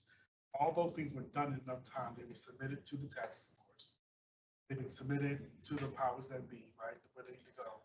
And the result of us adding our conversation in those channels is still we are here today. So what is the issue with taking the position? There's no issue with taking the position. If we're removing it from a letter, that means there's an issue with taking the position, in my opinion. I think this letter. Why? We've already made our positions known in writing twice. But there's other positions we feel as equally strong about as well that are not included in this letter. So, Oh, is that the reason why? so why just say we don't, the APAB representation one is like our hot button item. Okay, understood. All right, just making sure. All right. All right, so Mr. Kessler, do you accept this? It's before the body and not hearing any opposition, or there's obviously concerned about it, but there's no opposition, then it can be stricken. Ms. Khalil, do you second these from the? Or do you second these minutes? Okay. All right, so the motion is on the floor to send, for APAB to send a letter to City Council regarding the civic engagement process for this legislation, holding a work session, as well as holding current legislation. It's been with striking any indication about our position about APAB's printing powers. Is there any other discussion on this motion? Rather than holding, can we use language deferring any decision? We'll have it appropriately. Was there a question, Ms. Stout? No, I voted. Okay. 10 minutes. Yes, I know. including nominations. I know. Is there any opposition to this motion? Seeing none, this has been approved by unanimous consent. Thank you all. Thank you. Thank you. Anything else at the policy committee? Sound? I would like to make a motion that we post a Yeah, with what time frame? we invite to.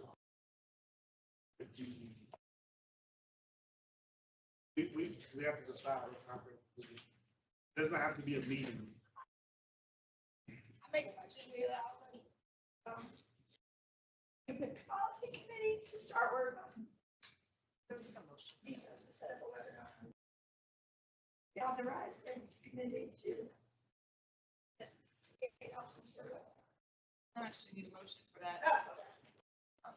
If that's something that they want to work on and bring before the body and present the information, then.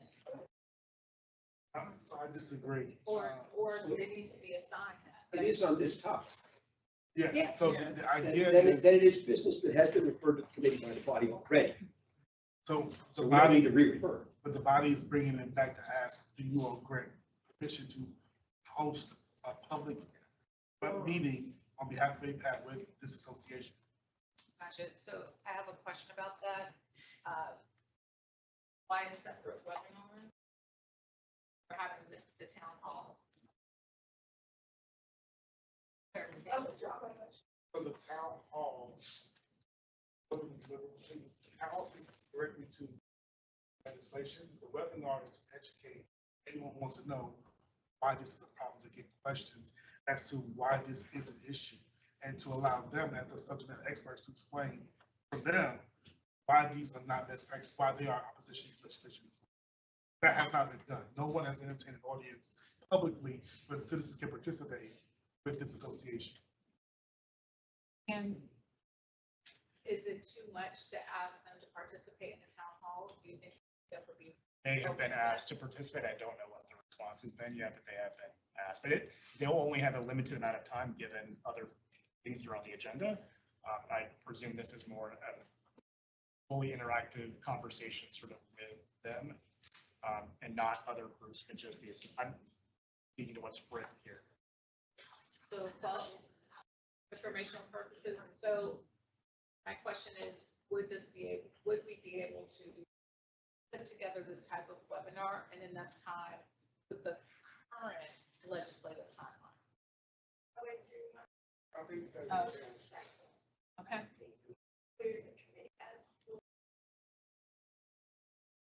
Motion has been withdrawn. Yeah. It won't happen on the next meeting. Not possible. We don't have a issue. Well, she withdrew her motion, so, Mr. Barnett? May I just offer, I think that the idea of it is fantastic. I think that the OIG could 100% host that event themselves. I think that APAB and our NPUs could provide information to our organizations that it's happening and allow people to participate in that event without us necessarily partnering in that. I think it should be some sort of partnership for MPUs who need a better breakdown exactly what's happening. So maybe it should be some exploration on a webinar, maybe not right now, or, you know, I think people need to, it needs to be some awareness around what's happening. Some MPUs like L may need more clarity. I would like to make a motion that we move on to the nomination. Okay. Calling the orders of the day if you like. Yes. All right. Yeah. I know, that was not facetious.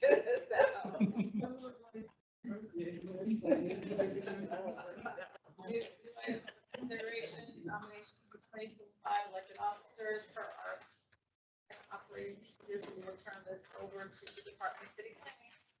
Good afternoon, everybody. I'm gonna jump on the expressway if you'll allow, and state that for those that either were not present last year, I believe, when we discussed the procedures for elections, or who may not remember, the board did decide to conduct board elections first of all, the board decided to limit the number of officers to elected officers to president and vice president, and then have 2 appointed officers as an external appointed parliamentarian, and the Department of City Planning appointed as secretary of the board. The board also decided to have the Department of City Planning conduct both the nominations process and the election. With that in mind, I will unceremoniously open the floor for nominations for president. Mr. Martin. Nominate Spiro for the presidency. Thank you, Mr. Martin. Is there a second for that nomination? Thank you, Ms. Wynn, Ms. Hawkins Wynn. Ms. Jones, do you accept the nomination? Thank you. Are there any other nominations for president? Are there any other nominations for president? May I please ask for a motion to close? Oh, yes. I make a motion to close the nominations.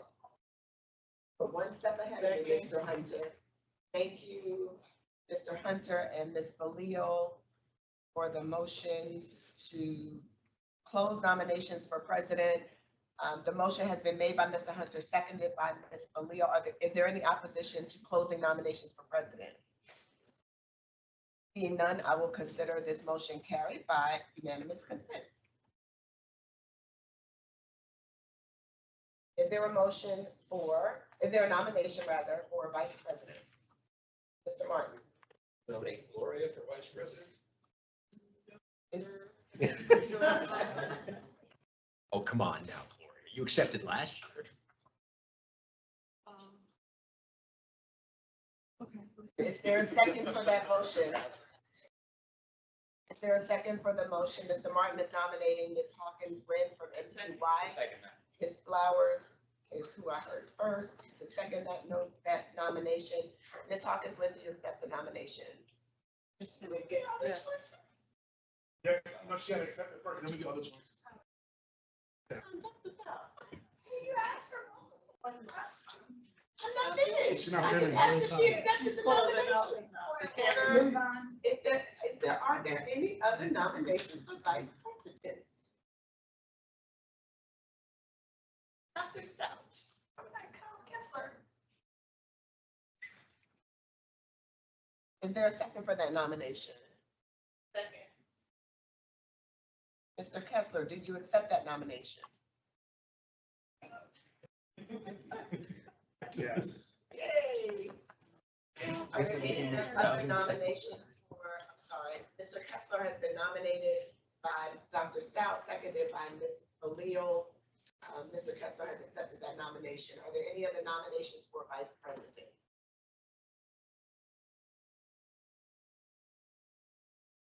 Madam Chair, I'd like to rescind my motion.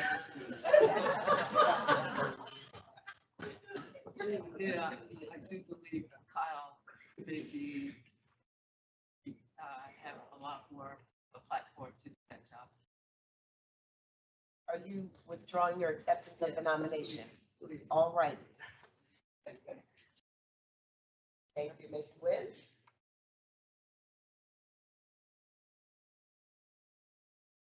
Are there any other nominations for vice? Are there any other nominations for vice president? No one. Nominate Clyde Mitchell. That's a joke. Oh, that's the one. That's the one. Oh. Are there any other nominations? There is one more. Okay. Nomination for Rebecca King. Okay. Okay, is there a second? I'm sorry, there's no one that says she has to be the first. Mr. Hunter nominated Rebecca King, who was not present, however, there are no rules. Vice President, we're still on Vice President. We'll have to ask her. There are no documented rules that say. that a person- She is not here because, I think I can share this, her mother is getting married. Yeah. But she has expressed interest in the position. And so if she receives a nomination, she will, DCB can verify, she will accept the nomination. But it has to be seconded. So I wanted to make sure that, because she's not here, she has served. Thank you. In the interest of time, is there a second for that motion? I second. Thank you, Mr. Hassan. I will communicate with Ms. King to inquire about her acceptance of the nomination. Mr. Hunter has nominated Rebecca King from MQB. Mr. Hassan has seconded that nomination. Are there any other nominations for vice president? If not, I will ask for a motion to close nominations for vice. Mr. Martin. I'd like to move that we close nominations. No, one more nomination. Ms. Hopkins Wynn. Oh. Yes. My apologies.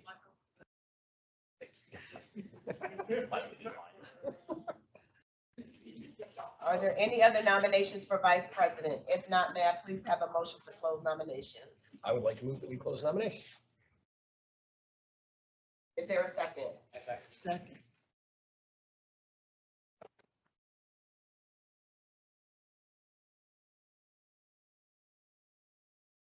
Are there any objections to closing nominations for vice president? Hearing none, that motion carries by unanimous consent. Your nominees for president, your nominee for president is the incumbent, Ms. Segura Jones from MPUX. Your nominees for vice president are Mr. Kessler representing MPUM and Ms. King representing MPUM. Thank you all for B. I'm sorry, B. I have the M for motion, my apologies. Ms. King representing MPUB. Thank you all for your participation in the nominations process. Next month, we will have your elections via Election Buddy.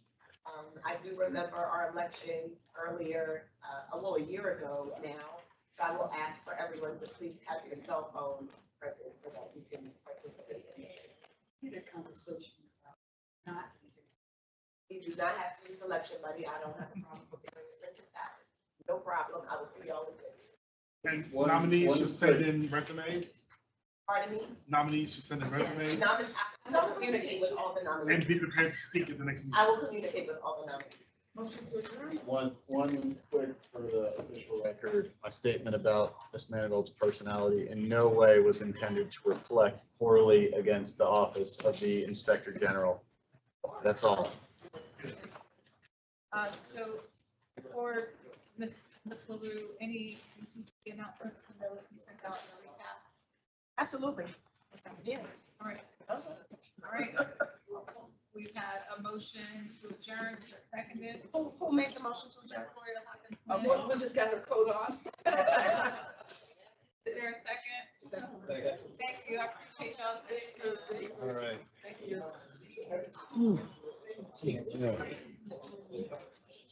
Leah, are you gonna send around that, remember when we discussed sending around a, like summary of the meeting that we can get into the meetings? Yes, Vance is the one that. Wouldn't you say That I